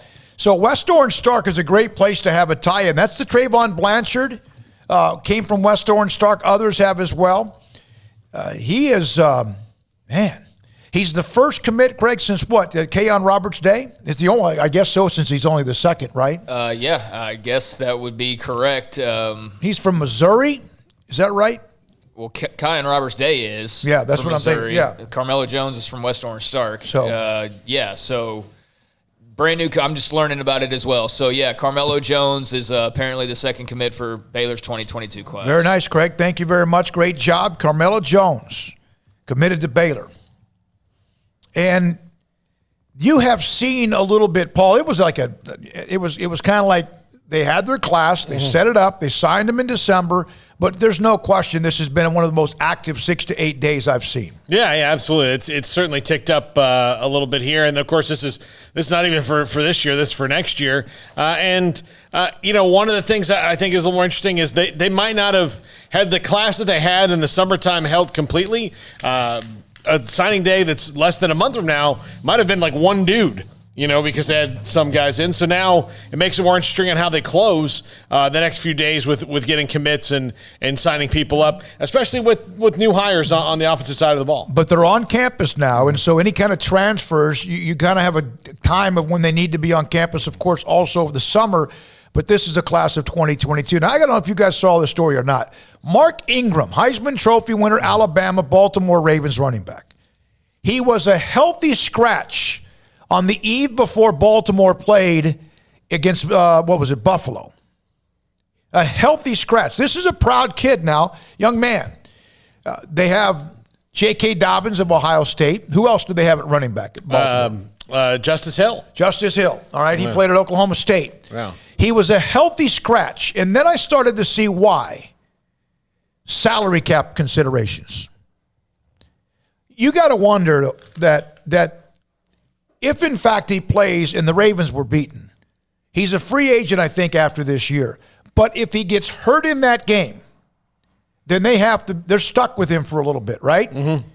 That sucks. Yeah, that's not. It's part of the business. I get it. Yeah, but he wasn't playing a whole lot anyway. I mean, Mark Ingram, I think most Pro people. Bowl last year, 2 years ago, yeah. But as far as this year with the Ravens, he wasn't playing a lot. There's a reason that they drafted J.K. Dobbins when they did, and you saw more and more of Dobbins as the season, went on, and he's the starter moving forward. So, I mean, as far as him not playing last week did not affect their win or loss more than likely. But it sucks. It sucks. And, I don't know if his career, he's been in the league for 10 years now. Yeah, so he's been around a long time. He's a running back. 10 years that's a good run. That's a ripe old age for a running back. It's hard for me to fathom that he's a 10-year veteran. And he was a non-factor, really. I mean, he rushed for 300 yards on the year. So, at this point, he's getting up there in his career. He wasn't producing a whole lot, and guys like J.K. Dobbins and Justice Hill were getting carries. So, I mean, the situation sucks. You're right, but as far as the Ravens parting ways with Mark Ingram, I mean, they're clearly cleaning house. They're getting rid of some of the old expired goods, and that means RG3, and that means Mark Ingram. Yeah, they're not afraid to make those decisions. We've seen some teams get too emotional. You would like it to have been a better send-off, I guess, because he did a lot for that franchise, and they did a lot for him at the same time. When he left the Saints, his career could have gone a couple different ways, and it ended up going in a really good direction because Baltimore's such a great organization. But they're a great organization because they make moves and they don't waste time, and they are just good about doing business. And so, hey, this is part of the business. Baltimore can save $5 million. I said he's a free agent. He is now. They can save $5 million, or he will be, against the 2021 salary cap released him, right? So there's a money deal. That's $5 million is a chunk. It's not like he doesn't lose money here. He's gotten his bonus, or his guaranteed money, his signing bonus. But if he'd have been hurt, it would have been very difficult for them to cut it by the league's year starting with Paul. Was that like in March or something like that? And so they would have been stuck with the $5 million. Bowl, right? Yeah. He was this from Adam Schefter, a year removed from being a Pro Bowl season, heartbeat of the Ravens roster, but that's part of the business decision. And oh, by the way, teams aren't the only ones that make those decisions. Some players have made those decisions, right? Like certain players have opted out, basically, or they've demanded a trade. We've seen that. We've discussed that quite a bit. RG3, though, he's played now 8 years. He's had a time when he wasn't playing. I don't know where he is next. Yeah, he and Mark Ingram are kind of in the same exact boat. What do you do? RG3 can certainly, go and be a backup for somebody, but, he had one extended time of playing this year, and what happened? He got hurt again. Yeah. And he didn't look all that great. I mean, just being totally honest, it's not like you saw him with what you saw and thought, man, some franchise out there is licking their chops. Like, no, that wasn't the case, and we all love Robert, but yeah, I mean, it makes you wonder, like, what's there really, like, if you're even a team out there interested in quarterback, like, what pulls you towards him versus just some younger guy who doesn't have an injury history and, who's going to be able to sit back and just, kind of get formed by the franchise. He's $1 million a year guy, right? Yeah, but that's the other thing. It is, but it's not. So, like, if you're thinking about the salary cap shrinking down, okay, where are you going to cut corners? If you've got a quarterback like the Ravens do now in Tyler Huntley, who's on his rookie deal, man, there you go. You're saving money. The Cowboys did it the Cowboys were their quarterback room for, Dak's first 4 years was Dak and Cooper Rush, and that wasn't even costing them $1 million a year. Yeah, we're going to have John Murphy, who's the voice of the Bills, here in just a moment. RG3 had a signing bonus of nearly $14 million when he came out of Baylor, $3.5 million signing bonus with Cleveland, and $100,000 signing bonus with Baltimore until he re-signed, and they did re-sign him to a second contract, and he got $500,000 a year in 19 and 20 as a signing bonus, and not mention the fact overall his overall salary that he's accumulated over the years since he came out of Baylor. Message being, Robert shouldn't be in money trouble unless he's Adrian Peterson. But, when Tyler Huntley came in the game last week, they were gushing about him and how highly the Ravens, think of him. Like, that pretty much told you all you needed to know about Robert Griffin's future there. In my opinion, it did. When we come back, John Murphy, Buffalo Bills are in the AFC Championship game. Yesterday, we heard from former linebacker Darryl Talley.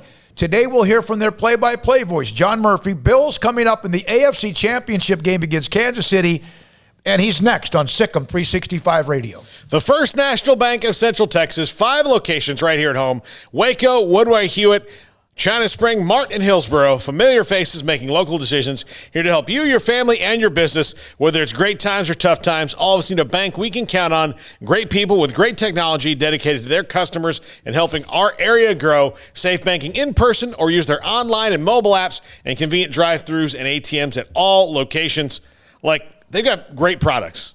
First deposit check using your smartphone camera on that First mobile app that they have. Just snap a picture front and back of your check, choose your account, and deposit. It's that easy. And look, you can start an account. They're, everything right now is through the drive-thru. They've made it really easy. All the lanes are always open, so you're not going to have to wait that long, even if there's a little bit of a rush. If you want to drive up and start an account, they can do that for you. You can give them a call, whatever you need to do. The First National Bank of Central Texas, 5 locations right here at home.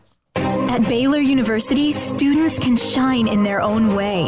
Or should we say their own ways? Because there's no limit to the ways Baylor students make the world a brighter place. Whether they're leading a student organization or following a higher calling, getting advice from faculty, or taking part in world-class research, pursuing their dreams, or working toward their dream job, students find their place to shine at Baylor, where lights shine bright. Don Humidor, you're home with a 48-foot walk-in humidor with the elite cigar brands from around the world, including the #1 cigar of the year, Aging Room Cuatro Nicaragua. Plus, they have the great brands like Macanudo and Artur Fuente, Rocky Patel, Aston, and so much more. CBD, great for sore muscles, aches and pains, sleep, Vita Dreams, and anxiety, mild depression, general health and wellness. Their staff very knowledgeable on the subject. If anyone is curious about CBD, ask Carol and Ashley. Don Humidor in the Townwest Shopping Center off Valley Mills in Waco. Waco's newest gym, Halo Athletic Center, 5725 Bagby Avenue, right behind Region 12 and across the highway from the Central Texas Marketplace, where motivation, inspiration, and hard work are the driving force. State-of-the-art equipment, indoor and outdoor track, locker rooms, showers, yoga and bar classes by Duality Yoga, Bod Pod potty composition analysis, and registered dietitians, all under one roof, where we rise above. Come join the Halo Athletic Center and be a part of the change, your change. Bird Culchin Ford has been in Waco since 1936. Ford, the #1 selling truck in Texas, 43 years running. And Bird Culchin Ford proudly supports high school football in Central Texas. And no better way to tailgate with a Ford than from Bird Culchin Ford. And are there better vehicles to tailgate with than the Ford F-150 or the Ford Expedition? And of course, you can get them new, pre-owned Bird Culchin Ford. Our sponsor of the Ford Tough Player of the Week, locally owned dealership. Online at bkford.com at 1701 West Loop 340 in Waco. Bird Culchin Ford. At Ideal MRI, we feel blessed to be a part of the Waco community. We're a small family business right here in Central Texas, and our goal is to bring down the cost of healthcare while maintaining high quality. At times like this, the cost of healthcare has never been more important, and unfortunately, significant illnesses and injuries still occur. That's why Ideal MRI is open and here to serve you through the difficult time. We offer premium MRIs just like a hospital with state-of-the-art technology and specialists, but you'll pay less. Sometimes thousands of dollars less, whether you're using insurance or not. At Ideal MRI, we accept most insurance and there are no hidden costs, even offering financing if that's needed. Everything included in the price, and you'll not get something as a surprise in the mail later on. If you need an MRI, ask your doctor about Ideal MRI. They'll know. You can schedule an appointment safely from home online in minutes at idealmri.com or give us a call, 833-IDEAL-MRI, idealmri.com. In the market for a quality metal building? Since 1943, Pioneer Steel and Pipe has helped Central Texas residential and commercial customers with metal building design, panel options, building components, and trim options. Pioneer Steel and Pipe's residential line is energy efficient, offers low maintenance, reduces insurance payments, is impact resistant, and carries up to a 45-year limited warranty. In addition, they can also help you find a metal building contractor for your project. Pioneer Steel and Pipe with locations in Waco and Bryan and at pioneersboys.com.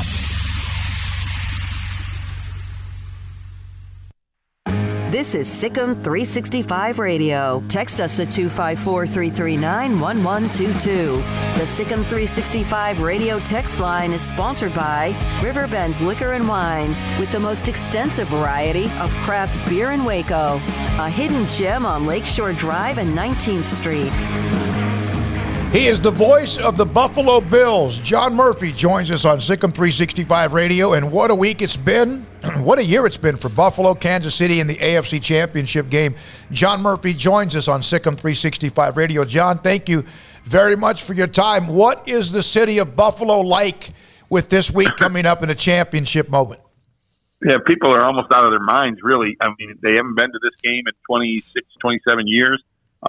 They know what it's like to get into Super Bowls. The Bills never won one, obviously, but the good thing about it is it's the culmination of like a a 4-year building period, and it works. You can build a program and establish a culture and build a program and win. And that's what's happened here in Buffalo under Sean McDermott over the last 4 years. I think folks are excited about this week, this game, and excited about the future, the immediate future as well.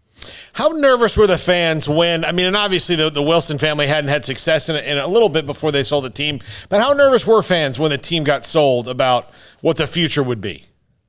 Well, before they were officially sold to the Pickell family, people were nervous. There were bidders, as there would be whenever an NFL team is up for purchase. It doesn't. If you were starting a new NFL, putting 32 teams around the country, you would not put one in this particular market because it is small. It's much smaller than it was in 1960 when Mr. Wilson established a franchise here. But there were 3 or 4 serious purchasers lined up. The guy named Donald Trump said to be one of them. I don't know how serious that was. But in the end, the Pagullas outbid everybody, and the Pagullas have a dedication to the city. They split time between here and a home in Florida. Terry Pickell started a company not far from here, drilling fracking wells down in western Pennsylvania. So he's familiar with Buffalo. He really came in as the hockey team owner first, the Buffalo Sabres, about 3 or 4 years before he purchased the Bills. And once it was established that he was the leading bidder and the winning bidder, I think folks breathed easy. At that point, the day he bought it, Pickell promised he would never move the team, and that put a lot of people's fears to rest. John, Josh Allen has been such an incredible player so far for Buffalo, and back in 2018, there was a lot of debate. Him, Sam Darnold, Baker Mayfield, Josh Rosen, Lamar Jackson. All these guys were first-round quarterbacks. What has Josh Allen meant on the field, obviously, but also off the field for this Bills franchise? Yeah, he's meant everything. He's a perfect fit for this franchise. We had this discussion in our broadcast booth last Saturday night after the game, after the Bills advanced to this game. If you were going to redraft the 2018 draft, 5 quarterbacks, how would you draft them? And I think for Buffalo, Josh Allen would be the number 1. Now, I don't know that he was the number 1 going into that draft for the Bills. I know they were very interested in Sam Darnold, but they got Josh Allen at number 7 after Darnold had been taken off the board and after Baker Mayfield. And I think he's the perfect fit. He's a hardworking guy. He applies himself. He works at it. He studies. He's likable. He's unassuming. He's a perfect fit for this town. I think folks have adopted him, and he likes it here. I'm sure he likes it here. How amazing has the trade for Stephon Diggs been? Yeah, I think it's the best offseason acquisition for the 2020 season, quite frankly. There have been a couple of other good ones, including Buckner going to Indianapolis. But nobody's had more impact than Stephon Diggs, leading the league in receiving yards. He worked seamlessly with Josh Allen with a very short preseason, no preseason games, and no offseason conditioning work. He stepped right in, and he's worked perfectly with Josh Allen. And moreover, I think there were some questions from his short tenure in Minnesota about whether he was a team player and a locker room guy. He had voiced dissatisfaction with the number of targets he was getting in Minnesota, wasn't crazy about Kirk Cousins. And so there were concerns, I think, a little bit about how he might fit in here, and he's fit in great. He's a great teammate.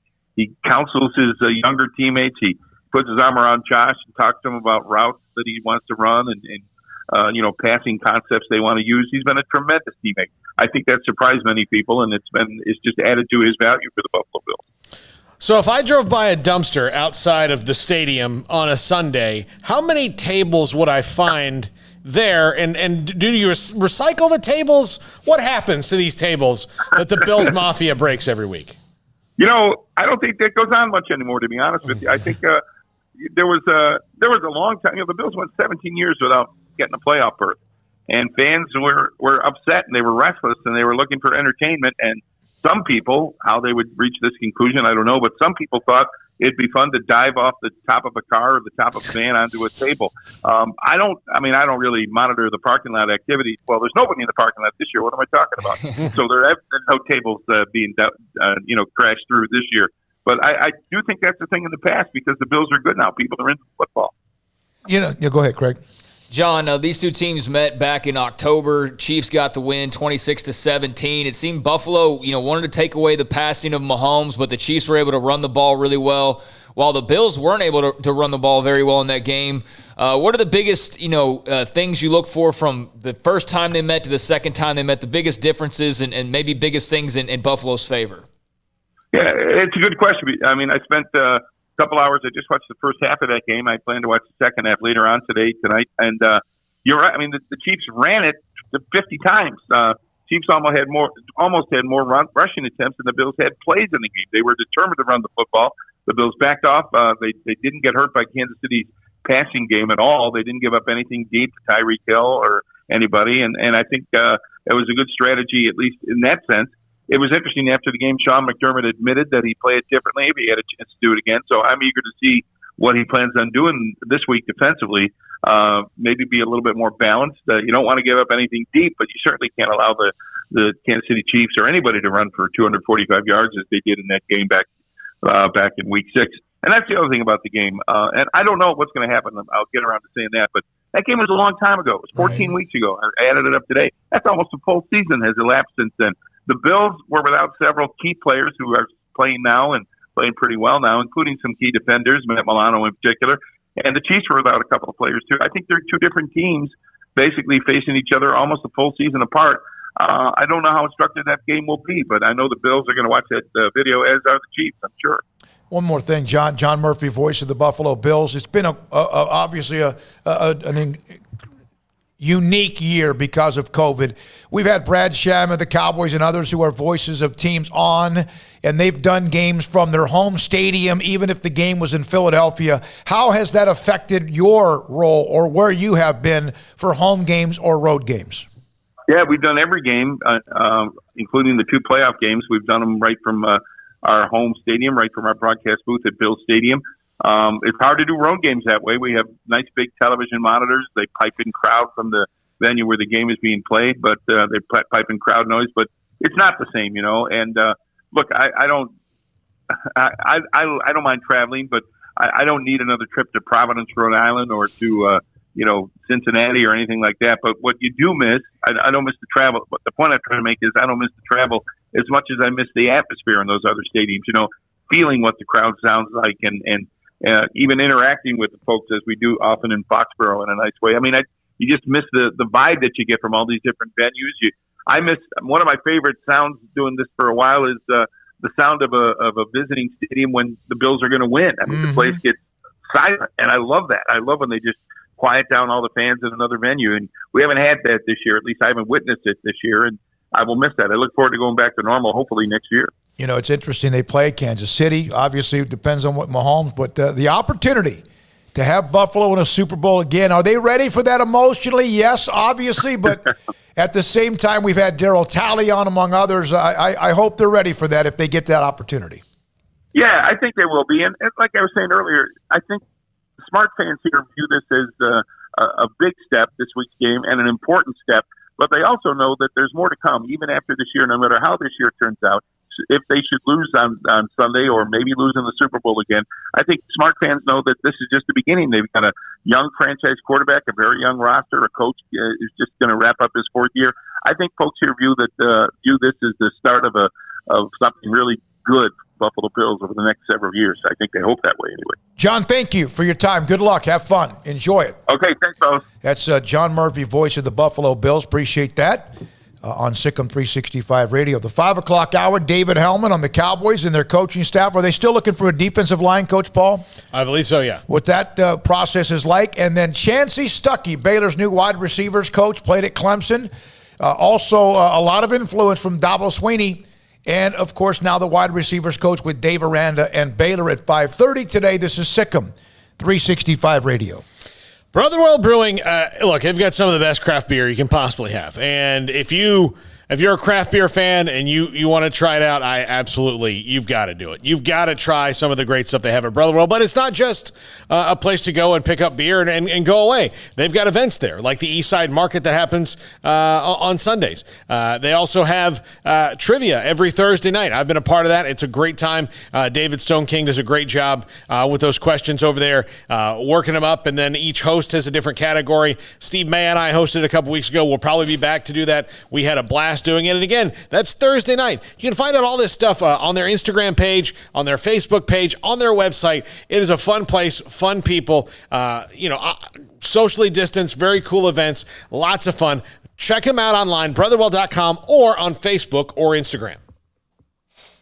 From the first workout to the last practice, sports is an incredible and rewarding challenge. Hi, this is Dan Ingham with the First National Bank of Central Texas, and we're proud to support each athlete, every parent, and our educators. From families, small businesses, to the biggest industry, we're here to help. With remarkable products like our free First mobile app, we've got banking ideas that fuel big dreams. That's the First National Bank of Central Texas. Familiar faces making local decisions. Member FDIC, Equal Housing Lender. With so many companies and policies out there, it gets so confusing shopping for insurance, and I never know if I'm getting the policy that's right for me. Luckily, I met the team at the Niche Group Insurance Agency. With the Niche Group, you can go to one company and get access to coverage options from many insurance carriers, and you get to speak to a real person about your specific coverage needs. With the Niche Group, I know I'm getting the right coverage at the right price. If you need insurance, talk to the experts at the Niche Group at 1-800-258-8302.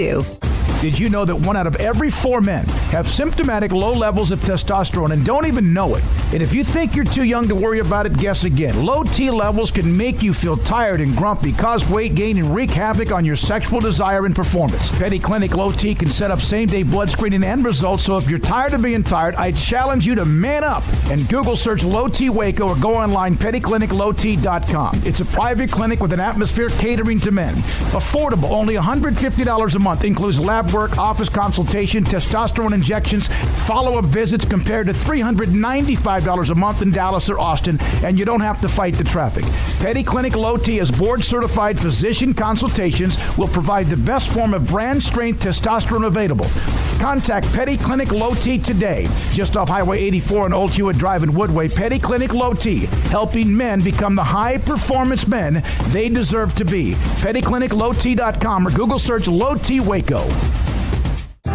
Riverbend Liquor and Wine has their easy-to-access drive-thru open and convenient and clean in-store location on the corner of Lakeshore Drive and North 19th Street in Waco. Riverbend Liquor has the best and most extensive variety of craft beer selections in Waco, and Balcones Whiskey, including single malt, pot still, baby blue, rye, brimstone, and the all-new lineage in stock. Riverbend Liquor and Wine, family-owned and operated, and a hidden gem in Waco on Lakeshore Drive and 19th Street. And find out more on Facebook and Instagram.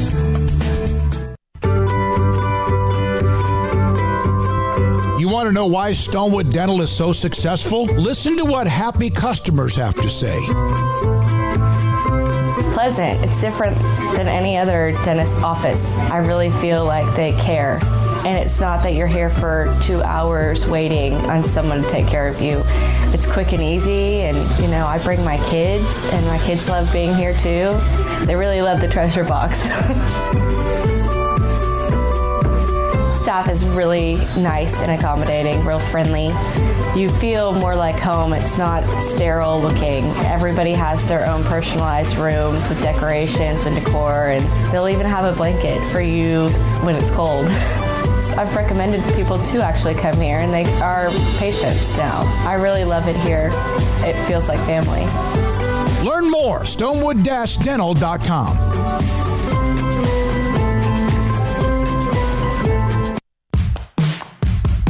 Welcome back to SicEm365 Radio. It's time for our weekly segment with David Hellman of DallasCowboys.com. Here's Elliott. He will get it. Touchdown Dallas as Elliott fought for it and has his 6th of the year. The 5 o'clock hour is sponsored by Edward Jones Investments with financial advisor Ben Erlinson, who'll navigate you through today's financial climate. Edward Jones, making sense of investing. Now here's David Smoak, Paul Catalina, and Craig Smoak. Here we go, this 5 o'clock hour. Chancey Stuckey, wide receivers coach at Baylor, in the next segment. Join us at the bottom of the hour. David Hellman, DallasCowboys.com, now joins us on SicEm365 Radio, as he does on Tuesdays, most every Tuesday at 5. So, David, where are they now as far as tying up the coaching staff? Are they still looking, the Cowboys, for a defensive line coach? Yeah, that's the big one, as far as we know right now. And, this year, more than any year, seems like, I guess you don't want to speak too soon. I mean, Doug Peterson was out in Philly way later than you're used to hearing those kind of announcements. And, obviously it's college football, but, the Jeremy Pruitt firing was really off of schedule too. So like I said, I guess you don't know for sure, but as of right now, it's mainly just the defensive line spot that looks like they need to do something with it. What do you think is going to happen with George Edwards?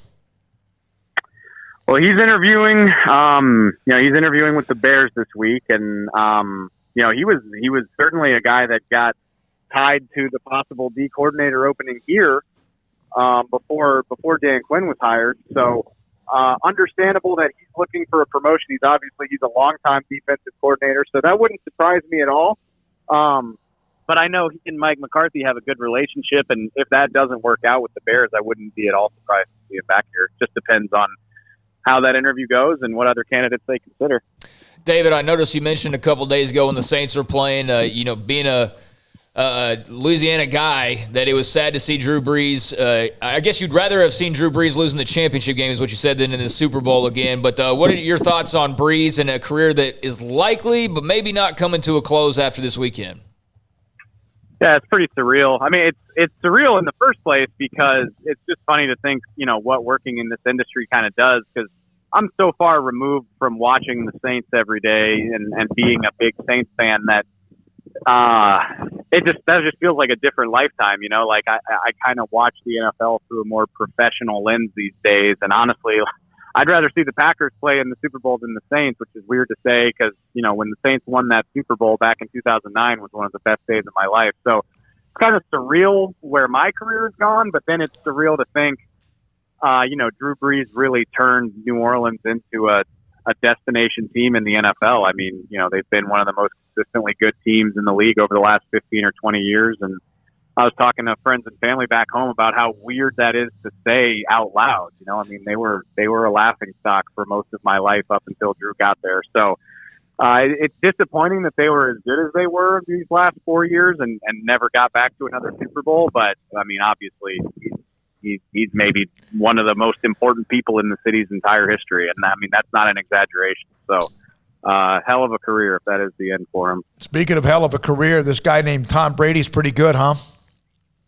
Yeah, I mean, that's the other thing too is, I just said the Saints won 11 games or more 4 years in a row. They never got back to a Super Bowl. The Packers have had Aaron Rodgers. They've never been back to another one. Same thing, the Seahawks, it seemed like they were set up to go to the Super Bowl every year, and they haven't been back since the Legion of Boom split up. And then you look at Tom Brady, and, I think this is his 14th conference championship game. He's obviously already won 6 Super Bowls. He could maybe win a 7th. I just think it's not only remarkable what he's accomplished, but he's kind of skewed what everybody deems to be successful, because everybody wants that. And, I don't think that's realistic. So it's funny to think that we look at what guys like Drew Brees have done, and maybe some people would call it disappointing. And that's just a testament to how crazy Brady's career has been. How are your draft preparations going, David? Yeah, do you have your 7-round mock ready to go for us? No mocks, but we're getting into the swing of it. We're fired up doing the draft show twice a week. I'm on with Brian Broaddus every Tuesday morning, so you can check that out. Really, it's really as easy as just carving out 30 minutes to an hour and a half every day to just fire up tape of some guys. I'm lucky enough to have access to some college film, and I just kind of think to myself, like, okay, what positions do the Cowboys need and what players are there? And I try to, watch 2 or 3 guys every day, or maybe knock out 10 in a week. I don't really set firm guidelines. So that's just kind of my process of making sure that I have a working knowledge of as many guys as possible. I know, Brian's a freak. He's going to try to watch like 500 guys. I'm not quite that ambitious, but that's definitely the process right now. Has an early darling emerged for you yet? An early favorite? First round or just in general? I guess, yeah, in general, I guess. Just a guy that a lot of people have talked about, and I don't know if the Cowboys really have a shot at him, but the Alabama defensive tackle Christian Barmore, he really caught my eye in those 2 playoff games. And then the other one, I was really excited to see he declared last night. This kid, I hope I don't butcher his name. It's Tommy Toa guy. He's a defensive tackle out of Ohio State, but 6'2", 300 pounds, 3 technique, who was awesome for Ohio State this year. They actually didn't have him against Alabama. I think that was a big part of the reason why Najee Harris was able to run for as much as he did in that game. So I'm excited to dive into that and kind of see what range he might go in. I'm curious. We've had Broadus on the show, and I know now that he's with the Fan, he's got like an exclusivity thing with them. But I listen enough on the road where he is someone you can pick the brain of. How much have you learned from him about the personnel part of the NFL? Oh, my God. I mean, we joke. Brian's one of my closest friends. He's certainly like one of my closest work colleagues. He's almost like a goofy stepfather at this point with how much time we spent together. And I mean, I can't stress enough from teaching me how to watch collegiate tape, teaching me, things to look for when you're scouting players, but also just kind of the way that the NFL works, like the business and the culture of the NFL, like how hiring processes work, how, what coaching staffs and scouting staffs do during a game week. So many, like everything about the culture of the NFL, I feel like he has had a hand in teaching me about that. He's been an invaluable resource for me over the last 7 or 8 years. So, Paul, did you ask about Kellen Moore? Oh, yeah, Kellen Moore, Philadelphia. I mean, they're interviewing everybody, though, David. So I don't know how people can be – are people worried about Kellen Moore leaving? The overall sentiment is, anytime a guy is interviewing for a head coaching job, I think there's worry that he's going to leave. I mean, you can point out all these reasons why he would want to be loyal to the Cowboys or why it might not be in his best interest, but at the end of the day, there's only 32 of these jobs in the world. Speaking of things that I learned from Brian Broadus, he loves to say that. So, like I said, you can make all these crazy arguments for why it might not be a good idea, and still, you never know how many opportunities you're going to have to be an NFL head coach. So it's definitely something to be worried about, but to your point, Paul, it sounds like the Eagles are talking to damn near every available coach in the NFL. So I think you just kind of embrace the process. And if I had to bet on it, I think Kellen will be back with the Cowboys next year, but I certainly don't blame him for getting that experience under his belt. David, did you get a kick out of Dak Prescott's response to that Tom Brady Cowboys meme, the hold my crutches response? Oh, yeah, absolutely. Yeah, that was wonderful. I think, like Tom Brady's been to the championship game like 7 times since the last time the Cowboys were in one. Yeah, and I mean, I know Dak is one of the most fierce competitors I've ever been around, and for a variety of reasons. Not, obviously the Cowboys haven't made a championship game in 25 years. Obviously, people are still arguing about whether Dak deserves the contract he's asking for. And it's got to be frustrating that he wasn't able to put those last 11 games on tape. So I'm very confident that he's ready to have his say in that argument for sure. David, what do you think about the changes announced for the scouting combine? Man, I don't know if I feel for anybody right now more than like the personnel departments in the NFL, because this whole year has been a nightmare for them, and it's only going to get worse. I mean, I know they had to deal with some of this last year, but they had a regular combine last year. It happened right before the shutdown, and they had a regular football season. The entire college football world played all their games last year. The scouts were able to go to games and go to facilities and meet guys and build relationships. That whole thing has been hindered. So, you've got opt-outs. You've got teams playing nowhere near as many games. You don't have the access that you typically have in terms of like going out to the facility. And now you're not going to be able to go to the combine. You're not going to get complete medical evaluations. You're not going to have in-person workouts. Like literally everything that helps these guys do their job has been hindered or restricted completely. And, it's going to be fascinating for us because I think this will be one of the more unique draft cycles because it's as little as we've ever known about a draft class. But like I said, when your livelihood depends on getting that information, like I said, I feel bad for all those guys who have to work around it in these next few months. All of that missing is not good or makes it more difficult. Is a priority that do you have a priority of which of all the things they can no longer do or have access to is most important? In terms of what they're dealing with right now, not having the combine is huge for the medical. I think that's the thing that like average fans maybe don't consider is the reason Indianapolis is so valuable is because there's 4 hospitals clustered in downtown, and you can zip all 400 of those guys through all their medical checks over the course of about 4 days. And that's important when you talk, guys maybe you have a partially torn ACL that you've never gotten looked at. Or I remember Maurice Hurst a few years ago out of Michigan had a heart murmur. And, it's scary to think about investing draft picks in guys without that information. So I'm sure the league's going to find a workaround, but I wonder if it'll be as good or as thorough as what they do in Indianapolis. And I think that's going to be something that I think could really affect this. And so without the uniformity of those checks in Indianapolis, all 32 of these teams are probably going to be relying on their own medical professionals to help them through that. So you're probably going to have 32 very different opinions about every player. And like I said, I think that could really, really shake up what we perceive to be in the draft order. I think maybe we could be in for a lot of surprises because teams are having to make do without as much information as usual. Thank you, David. Appreciate your time. David Hellman with us guys. Tuesdays at 5 from DallasCowboys.com. I was trying to think of an example of the Philadelphia coaching search. You ever watch Deadliest Catch? Yeah. I love the crab season, whatever they call it, king crab season. They throw that big net out, right? Mm-hmm. And, of course, they put a couple of things of whatever you call it. Traps, yeah. Traps and the big, huge fish that have been gutted and whatever to get them in.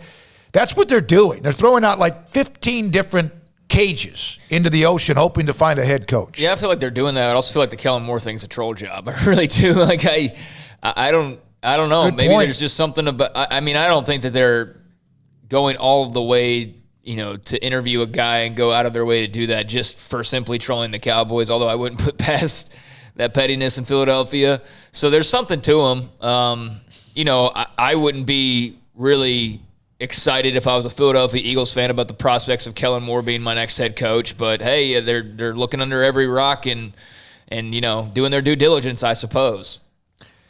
I don't think they're going to hire him. I mean, the other Maurice day, Jones-Drew. Hey, tell the Eagles they can interview me as well. I'm ready. Yeah, I mean, there were people I was watching the Twitter clip the other day yesterday about, Josh McDaniels is already picking his staff.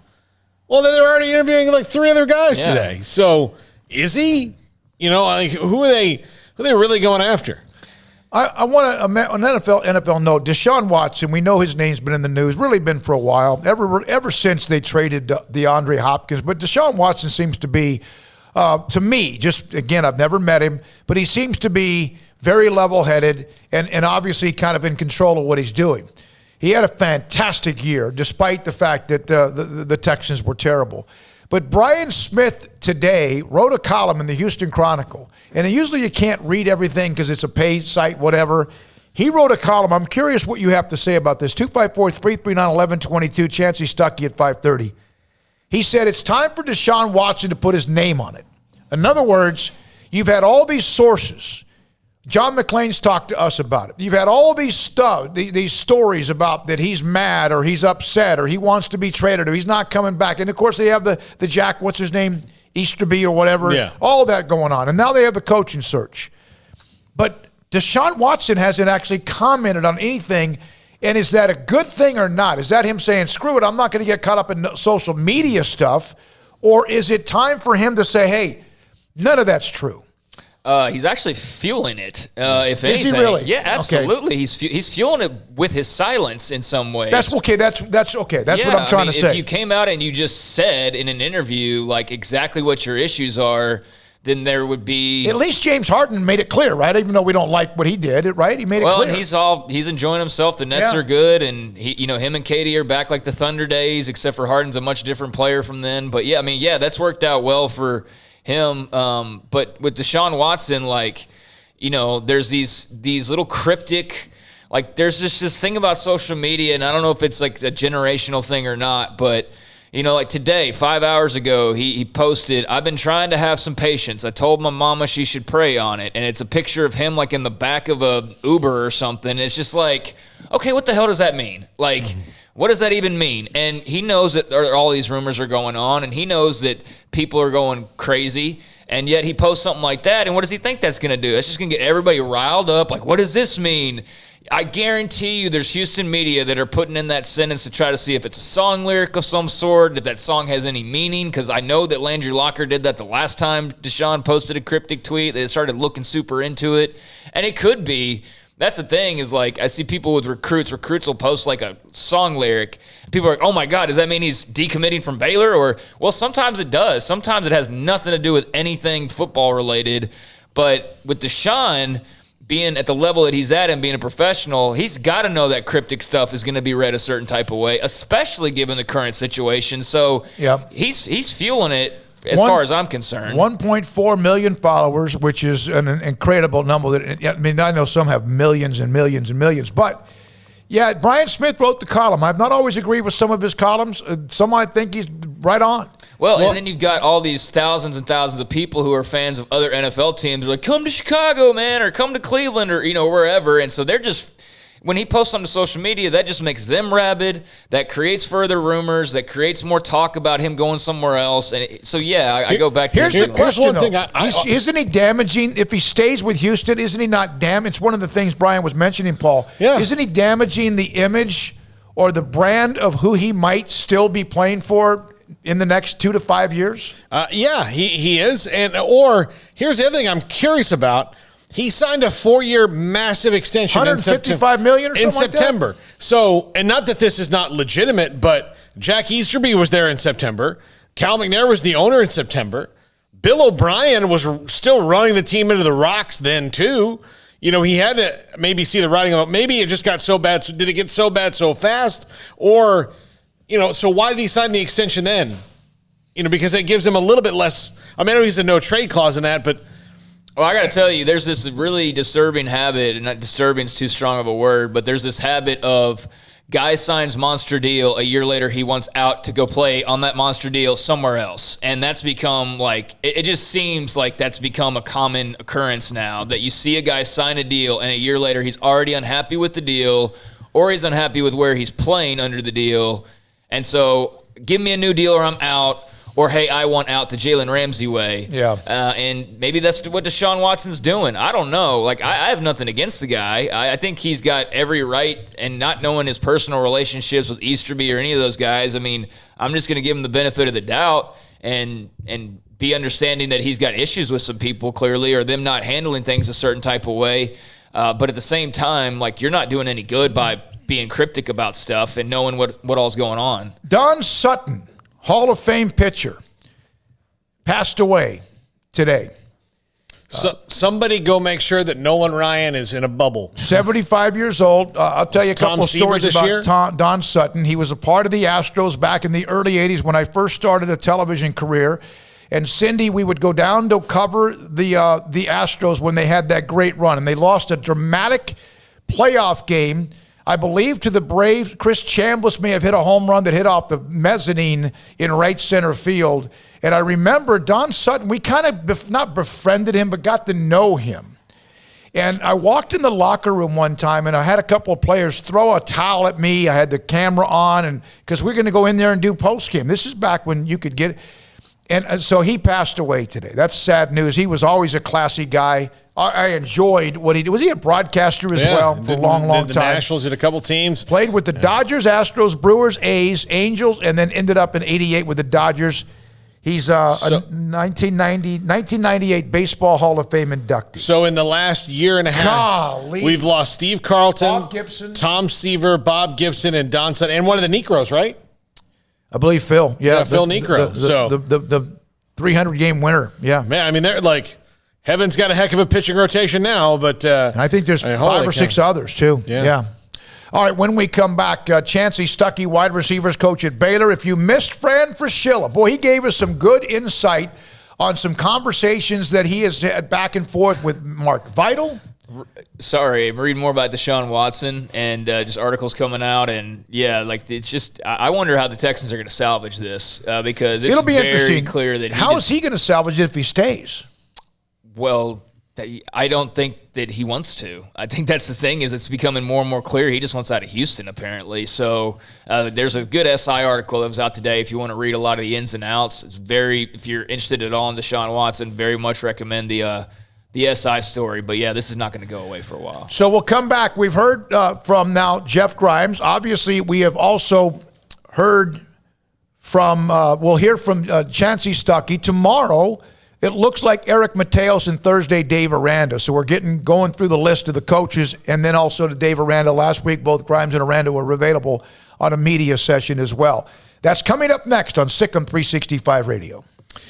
If you're in the market for a new home or trying to sell the one you're in, and probably you're maybe doing both of those when you're looking to buy or sell a house, it's usually a dual threat thing. Well, you need Lance Donaldson because he's a dual threat guy when it comes to real estate. From eXp Realty and the eXp team there, Lance is he's a unique dude. I'm going to tell you when you meet him. He's very unique. He's a fun guy to be around. He's a very passionate individual about whatever he's involved in, and that means selling or buying a house for you and finding that dream home. He is going to put a ton of energy into it. It's not going to be it's going to be as quick a process as it can be. He's going to be thorough. It's going to be great. You're going to love looking at a house with him. And when you start looking at houses, the key to a good realtor is the ones who show you things you never knew you wanted or things that fit your personality that you didn't even realize. Well, Lance is going to be that guy for you. He's going to figure out things about you and your family that are going to be great fits for you wherever it is around the Central Texas area, whether it's out in the country or closer into the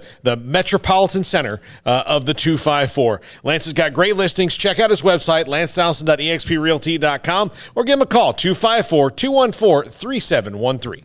With so many companies and policies out there, it gets so confusing shopping for insurance, and I never know if I'm getting the policy that's right for me. Luckily, I met the team at the Nitchie Group Insurance Agency. With the Nitchie Group, you can go to one company and get access to coverage options from many insurance carriers, and you get to speak to a real person about your specific coverage needs. With the Nitchie Group, I know I'm getting the right coverage at the right price. If you need insurance, talk to the experts at the Nitchie Group at 1-800-258-8302. It's a new year. Time to fire up the grill, heat up the oven, get that deep fryer going to enjoy the top quality products at Waco Custom Marketplace. Hi, this is David Smoak, including what you'll need to watch the NFL playoffs and Super Bowl. Ribs, sausage, links, brisket, chicken wings, bags of various snacks, and customized appetizer trays. Don't forget to order something now for the perfect home-cooked Valentine's Day dinner, which is closer than you think, including combo packs with ribeyes, fillets, and lobster tails. Live crawfish season is just around the corner.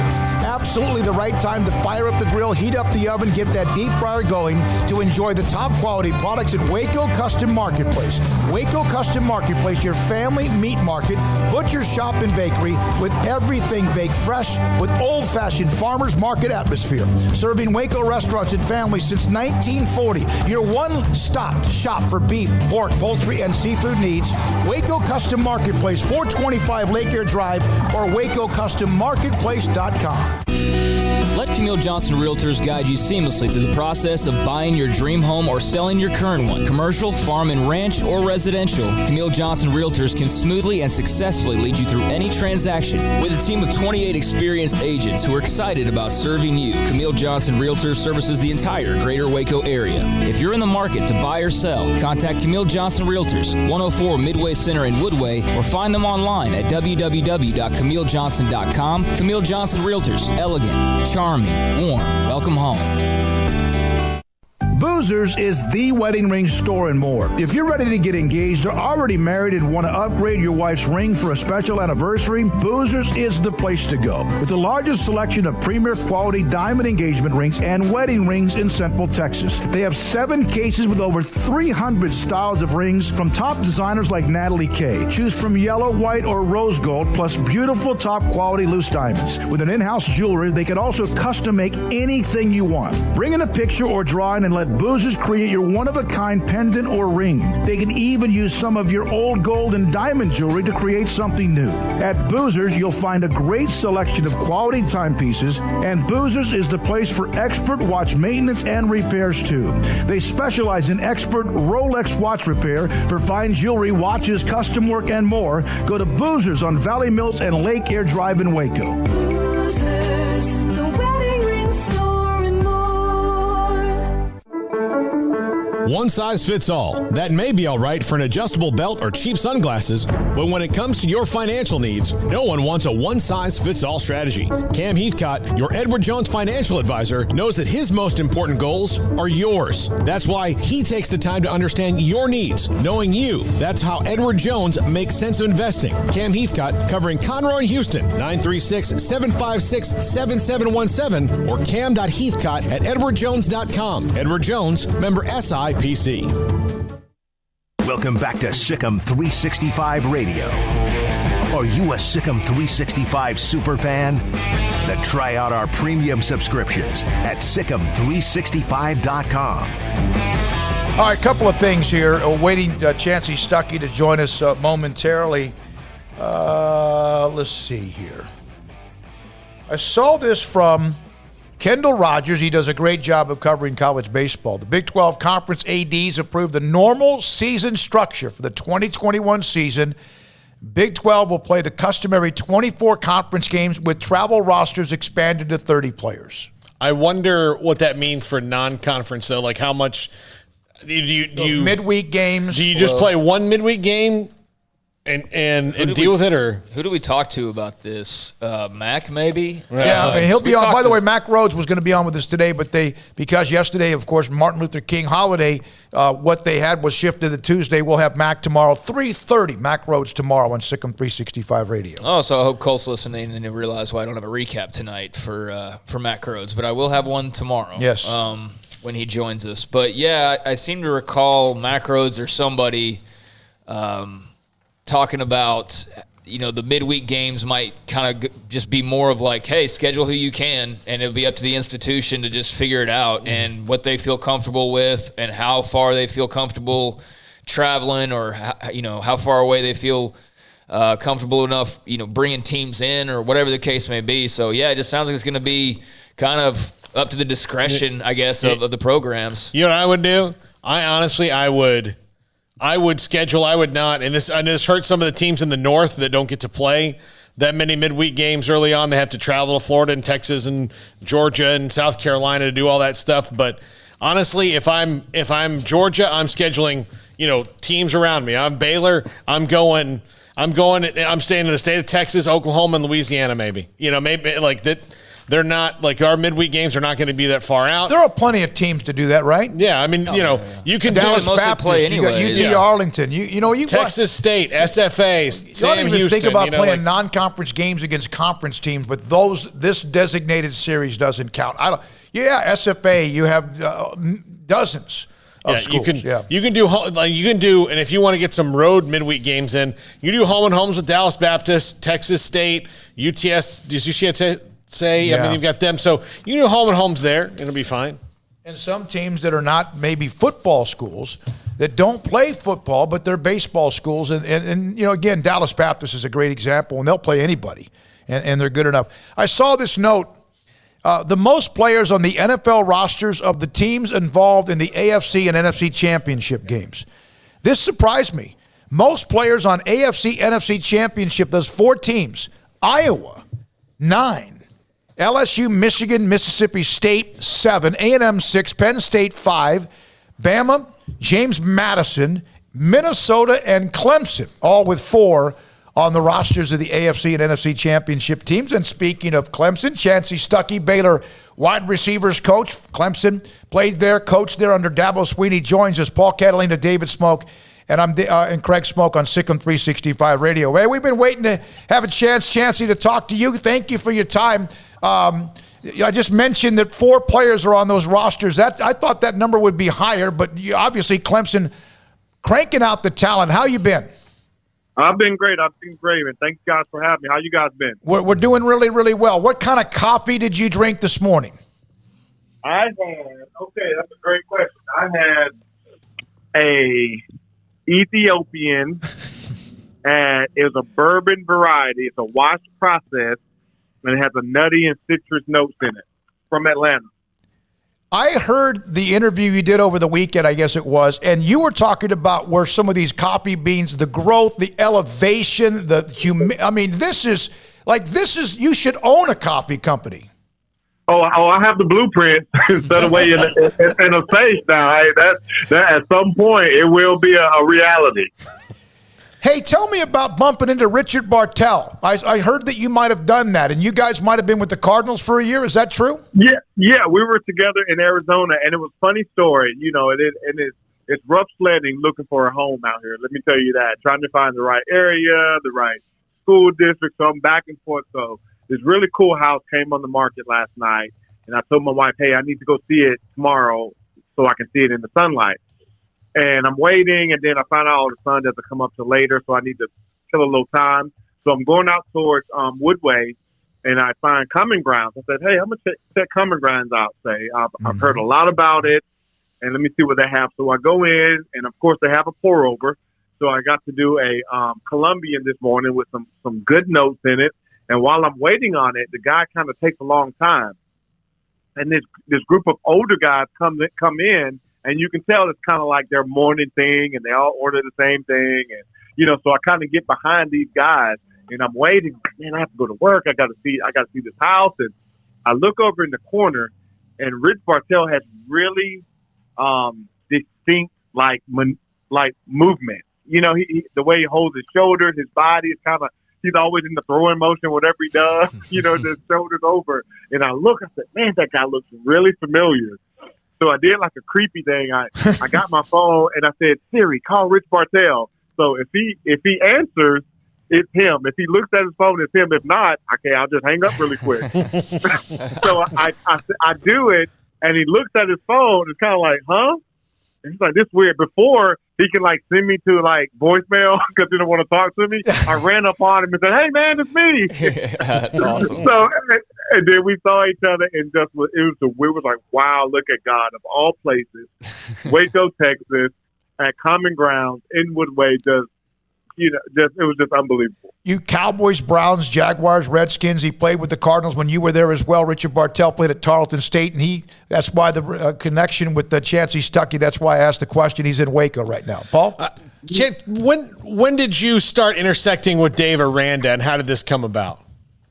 So how it's really interesting how it came about. So usually I follow Football Scoop, and I just like to keep up with everything that's going on. And Baylor was a place that I always looked at. Man, that place is really cool. It's in a really cool town, and I'm kind of a real estate guy too. So I watched the Fixer Upper show, and that's kind of really how it started with the interest in the Waco.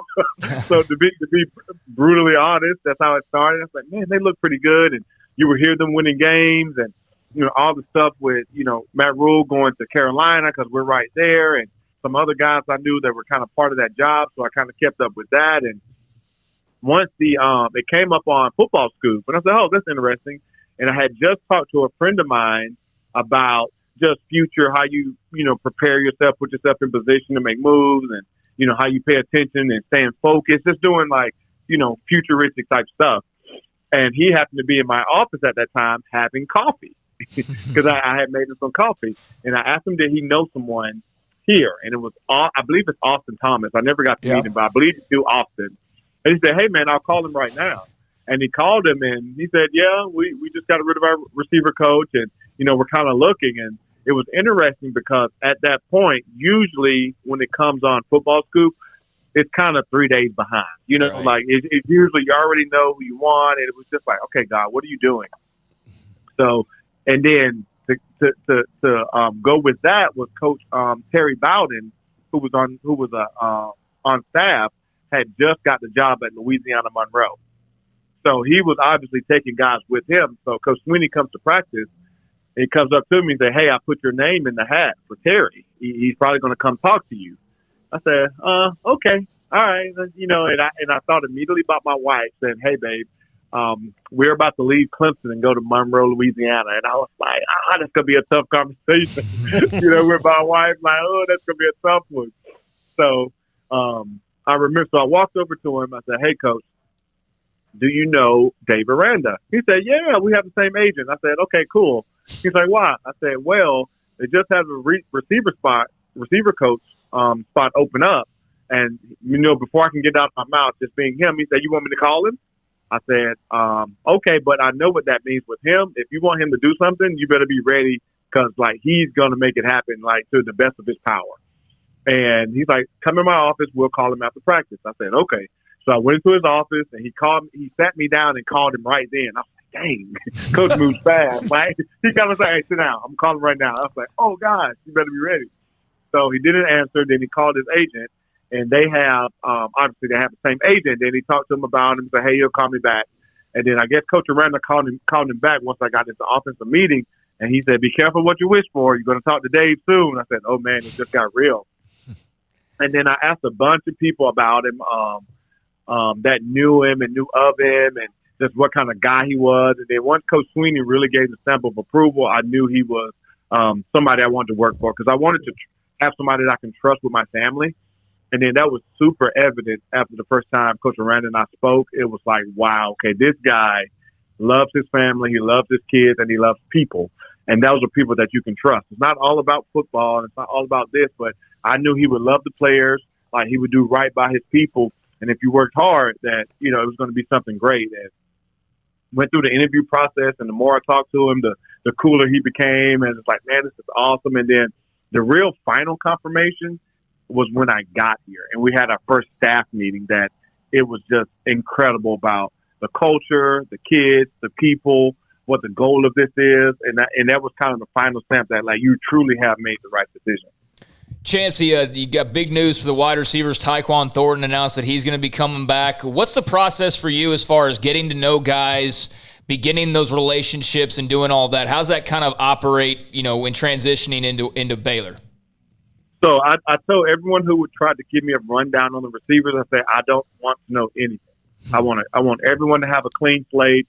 I want to get my own analysis and opinion of every player. Like, I haven't even watched them on film, because I just don't want any preconceived notions about who they are.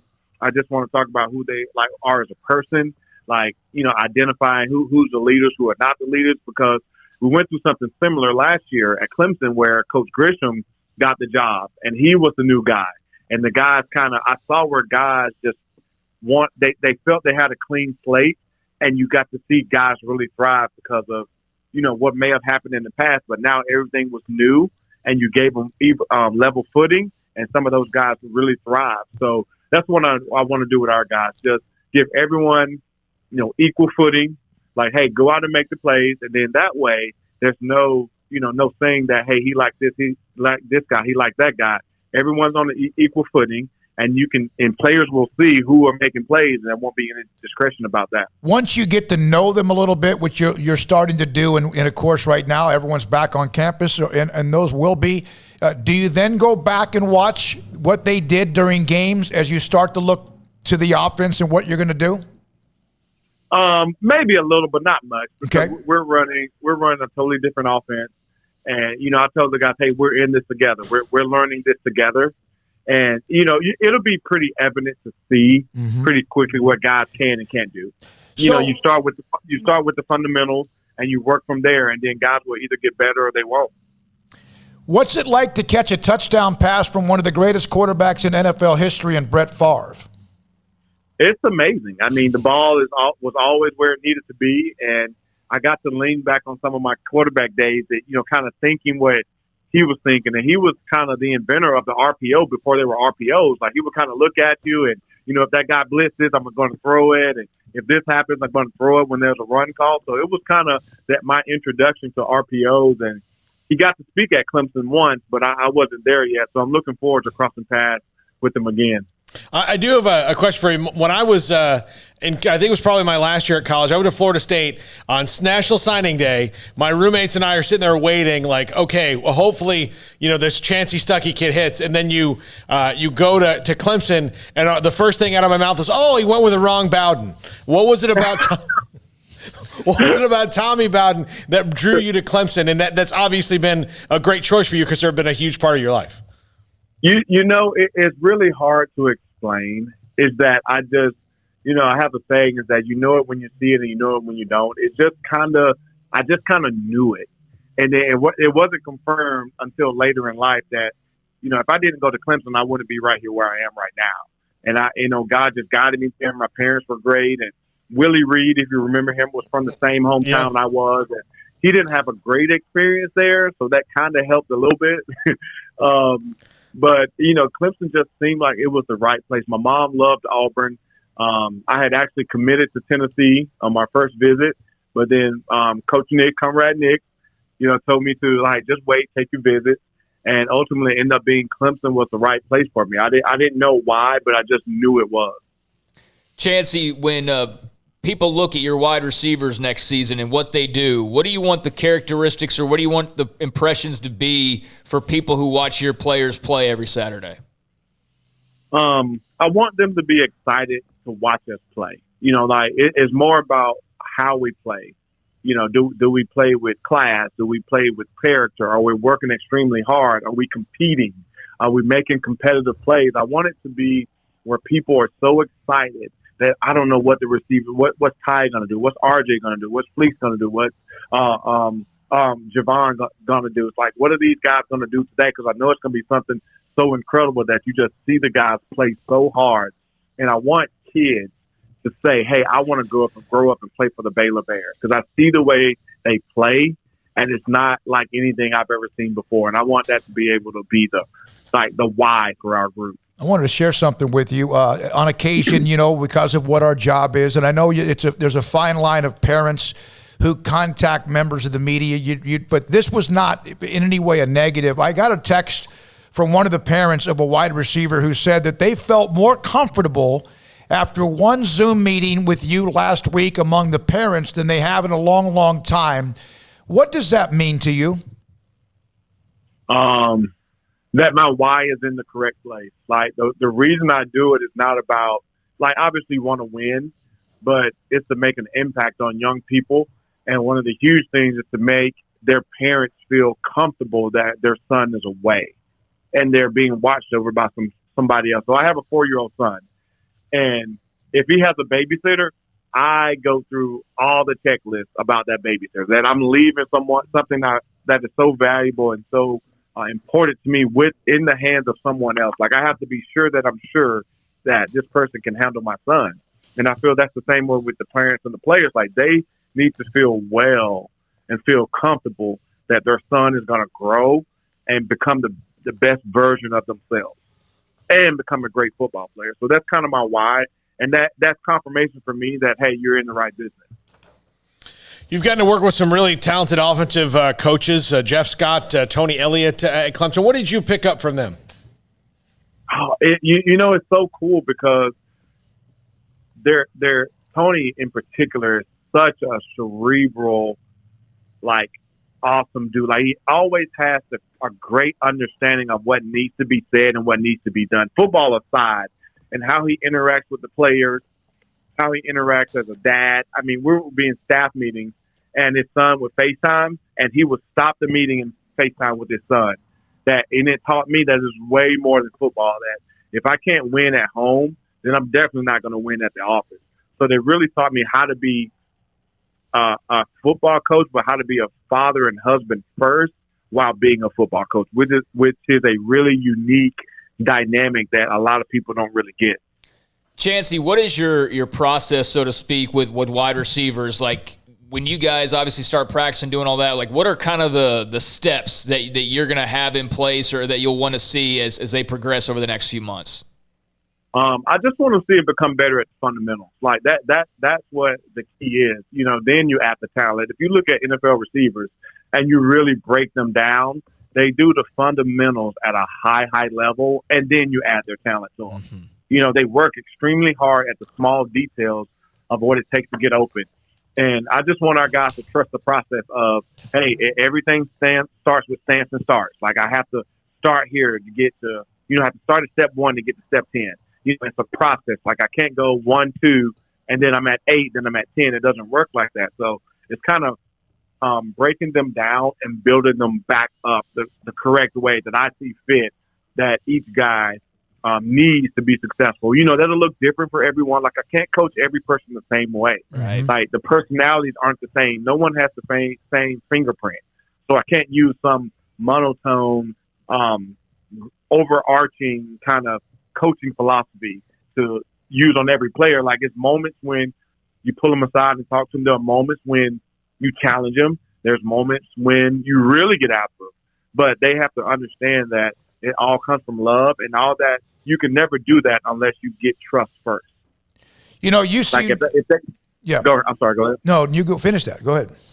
Oh, I was just saying, like, trust is the most important part. Like, if they understand that now I'm for them and I love them and I'm doing this for their good and our good and we're in this together, like, that's an amazing thing when you give people hope and togetherness and a unified vision of a goal.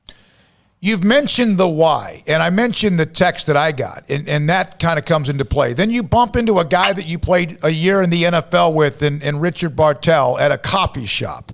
Are these like signs for you that you've already mentioned that you love where you are and it's a fit, and Dave Aranda mentioned about making changes on the staff. Are these signs to you of this is where you're supposed to be? This is kind of like that just validates everything?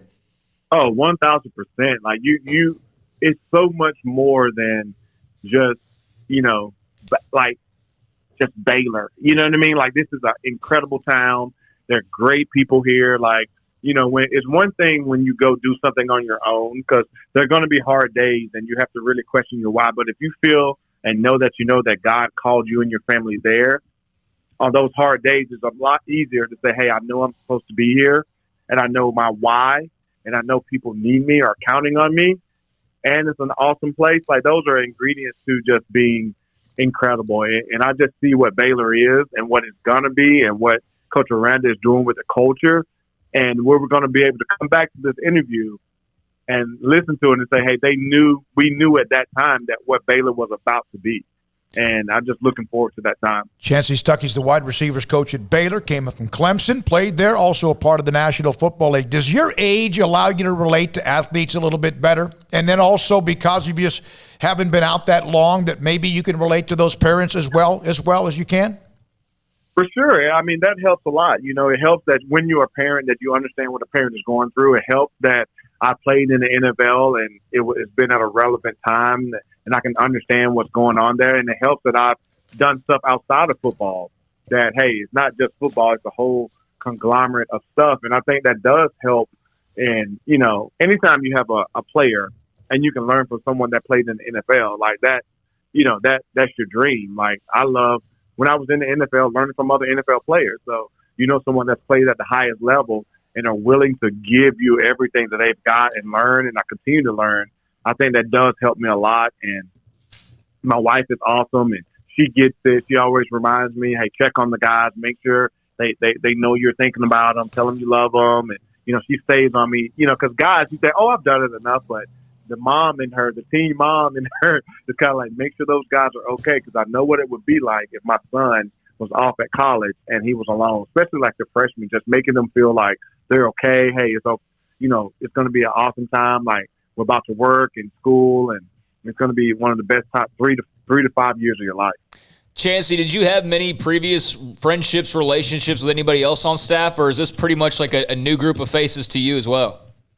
Well, you know what? I tell people it's been synonymous that, Coach Aranda talked about getting the right people on staff, and he did that. And we have staff meetings, and it seems like we've been together for years. We just flow. Everyone has nicknames. Everyone has a good time. We're laughing. It's an environment where everyone wants to get better. It's not just, one voice. It's a group, and we all have a common vision. And, Sean Bell and Coach Juice have been phenomenal in establishing kind of what they do here and helping us understand who does what and who is what. And, it's just been really, really refreshing coming from Clemson and seeing that dynamic to come into another situation that is as dynamic as it was at Clemson. I want to get back to this coffee thing. Are you an aficionado or a connoisseur of coffee? That is a great question. Wow. Oh, man. Does coffee have its own term? Coffee should have its own term. Yeah. I mean, are there slot receiver coffees and wide receivers and X and Y? Because, connoisseur is wine, There are 5 stars, there are 4 stars, and there are 2 stars. Hey, tell you what, I'm going after the elite 5-star guys. I am going after great people and then great brewers of coffee all at the same time. I can't, if you don't have a good community and people aren't excited when they come in your place, like it's not for me. You know, the whole thing about coffee is that I'm a community person, I'm a people person, and that coffee's like food. It is rare in today's society that you can go into a place, sit next to a stranger, and you guys can talk for hours. Mm-hmm. Only coffee and food can do that. That's really, really rare. Barbershop, you probably can do that, but coffee's probably in the top 2 things in the world where you can do that. Well, and you got, you're talking a lot about coffee, but you got a lot of food experience and critique experience. I've seen a lot of videos. Like that's I guess, a side-by-side passion. It is. It kind of worked together because it started more food, and then it kind of grew into coffee, and now they're just together. So my wife's like, hey, where we're going to eat? Where's the coffee shop? She's kind of got into coffee now, and it helps. that's kind of my thing. Where I spend my money is on coffee. It's not like crazy shoes. It's not clothes. It's like, hey, I'm just getting a bag of $16 bag of coffee. By the way, just like wine, a coffee expert is called a coffee sommelier. So that's what you are, Chancey. Yes. A sommelier. Now, I guess the good thing is I don't have to go to school for years to get that title. We have a saying, and I've used it for a long, long time. When we're ready to go full throttle on a show with guests, and we've had and you've helped wrap up a great show today, and we appreciate your access. Stick your head in a tank of gasoline and light it with a match. Let's go full throttle. That's kind of dangerous. We did that literally. You seem to be that full throttle guy. Hey, it's all or nothing. If you're going to do it, you got to do it. You got to be all in. You got to be. See, how can I explain it? Like, I'm just so grateful for just my family, the experiences I've had. The being at Baylor, I'm just so grateful for it, and therefore I can be excited about it. And I want other people to be excited about it. Like that, the best is always yet to come. The best is always yet to come. Like whether it's, the pain we've been through, God uses all that stuff to give us a better day, give us hope. And I have a lot of hope. I have big dreams, and I love people, and I'm just super grateful for being at Baylor, and I want people to know it. Chancey, thank you very much for your time. Good luck as you accommodate yourself with the rest of the city, the amenities, the town, the atmosphere. Thanks for your time. We appreciate it, and good luck going forward. Thank you, guys, man. Anytime. Yeah, Thank you. Chancey Stuckey, Baylor wide receivers coach, with us on SicEm365 Radio. Wow. Yeah, hard not to be impressed by him or feel like a little extra pep in your step. I think you see within a couple minutes of talking to him, maybe even less, of why Dave Aranda was attracted to bringing him into the program. I think it's very easy to see, and it's great to hear how well all these new pieces are kind of meshing together. That was obviously an issue last year, but it sounds like they're off to a good start. We've had a lot of real big praise for Sean Bell with everybody that we've talked to, basically. And, I think Chancey's great. Just after, hearing him these last 20, 30 minutes, he's going to be fun one to watch. I do like that he can go and say, listen, we're going to move to a city where there's a very popular reality show in it. And she could have gone Waco. He said, no, Monroe, Louisiana, Duck Dynasty. Yeah. But no, instead of Duck Dynasty, they're getting fixer-uppers. So I was told this story that Dabo Swinney, after he finished his career as a player in the NFL, that Chancey Stuckey got into some ministerial work, okay? And that Dabo Swinney one day asked him to speak at I don't know if it was an event, I don't know if it was a booster club meeting, I don't know if it was the players, I don't know what it was, but asked him to speak. And he was so impressive, what he said at that specific moment or at that event, that Dabo said, I'm hiring you as a coach. Now, he played the game, so he knew that. But you're coming into our profession. We need you in the profession. That's kind of what put it over the edge of him hiring Chancey Stuckey as a coach at Clemson. And of course, he's been a part of the great run. We didn't ask much about Clemson, a little bit about Clemson. Obviously, we wanted to get to know him, have him so you could hear his personality and we could learn from him as well. Hopefully this year we'll have much more opportunities, because if things get a little bit more, not looser, but more loose, or whatever the word is, for us to have access as well. Appreciate Taylor Bryan setting that up. It looks like we know for sure Dave Aranda Thursday. We're waiting on confirmation with Eric Mateos tomorrow as well. Jeff Grimes joined us last week. All right, we done? Yeah, we got the top 5. Thank you. Real rapidly. Perfectly on at 5:59, the top 5, but let's go. All right, this was requested by Girl Friday, by Paula. Top 5 assistants that Phil Bennett could take with him. These are people that you and I talked a little before. People he could hire, people he's got connections to, people that you might know at Baylor. Number 1, Taylor Young, who's on the Baylor staff right now, recruited by Phil Bennett. He's, GA or whatever he is on the Baylor staff right now, but he mentioned young guys and older guys. Well, Taylor Young is very young and certainly could fill that role at UNT. Number 2, Casey Horney, another young guy. He was here at Baylor, and now he's at Texas. Special teams quality control still has a great relationship with Coach Bennett. Coach Bennett mentioned him in our interview yesterday, that he's still in contact with him. So that might be a young guy that he could bring in. Number 3, Chris Dishman.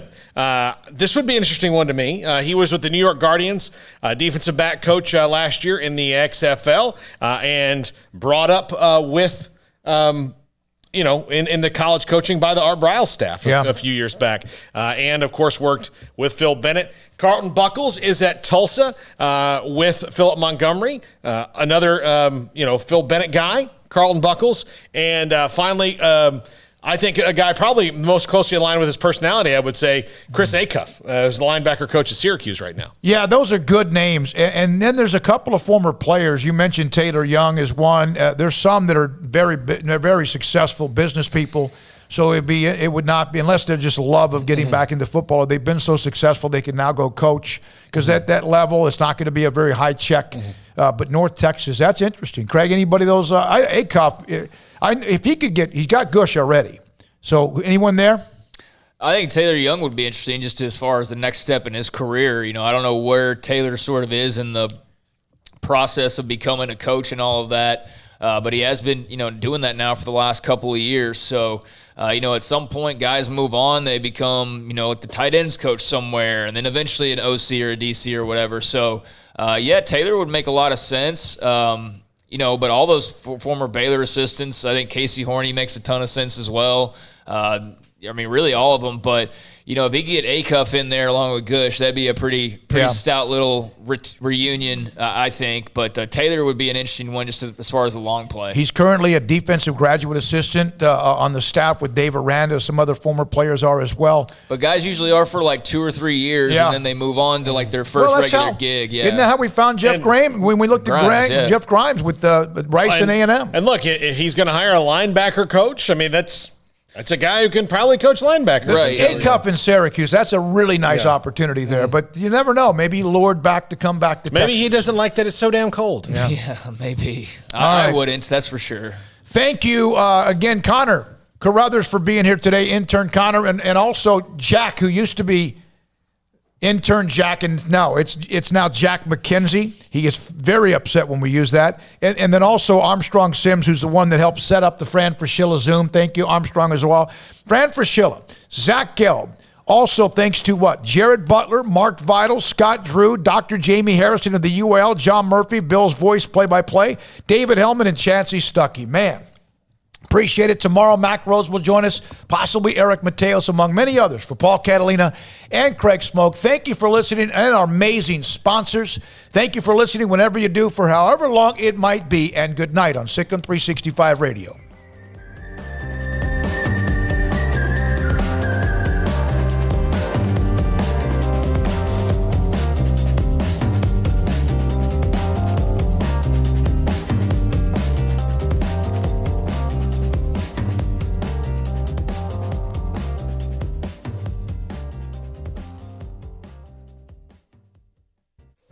Stepping into the boots of a U.S. Army officer can add confidence and leadership skills to your son or daughter's career path. See all the things they can achieve in our boots at GoArmy.com. U.S. Army Waco Recruiting Company, 254-598-8131 or 254-776-1543. Born in Waco, Brotherwell Brewing exists to serve the Central Texas community with locally crafted beer of the highest quality. They want to bring Central Texas closer to the brewing experience so everyone can enjoy well-made beer as much as they do. For 2.5 years, they've been bringing high-quality beer to Central Texas at their location on Bridge Street in East Waco. And this football season, you need to stop by on game day for curbside pickup or stop by their tent next to Sic'em365 at Brazos Parking for your pregame refreshment. Brotherwell Brewing believes in community and bringing people together to enjoy products made in their community. So for your game day, whether it's a tailgate or at home, stop by Brotherwell Brewing for high-quality craft beer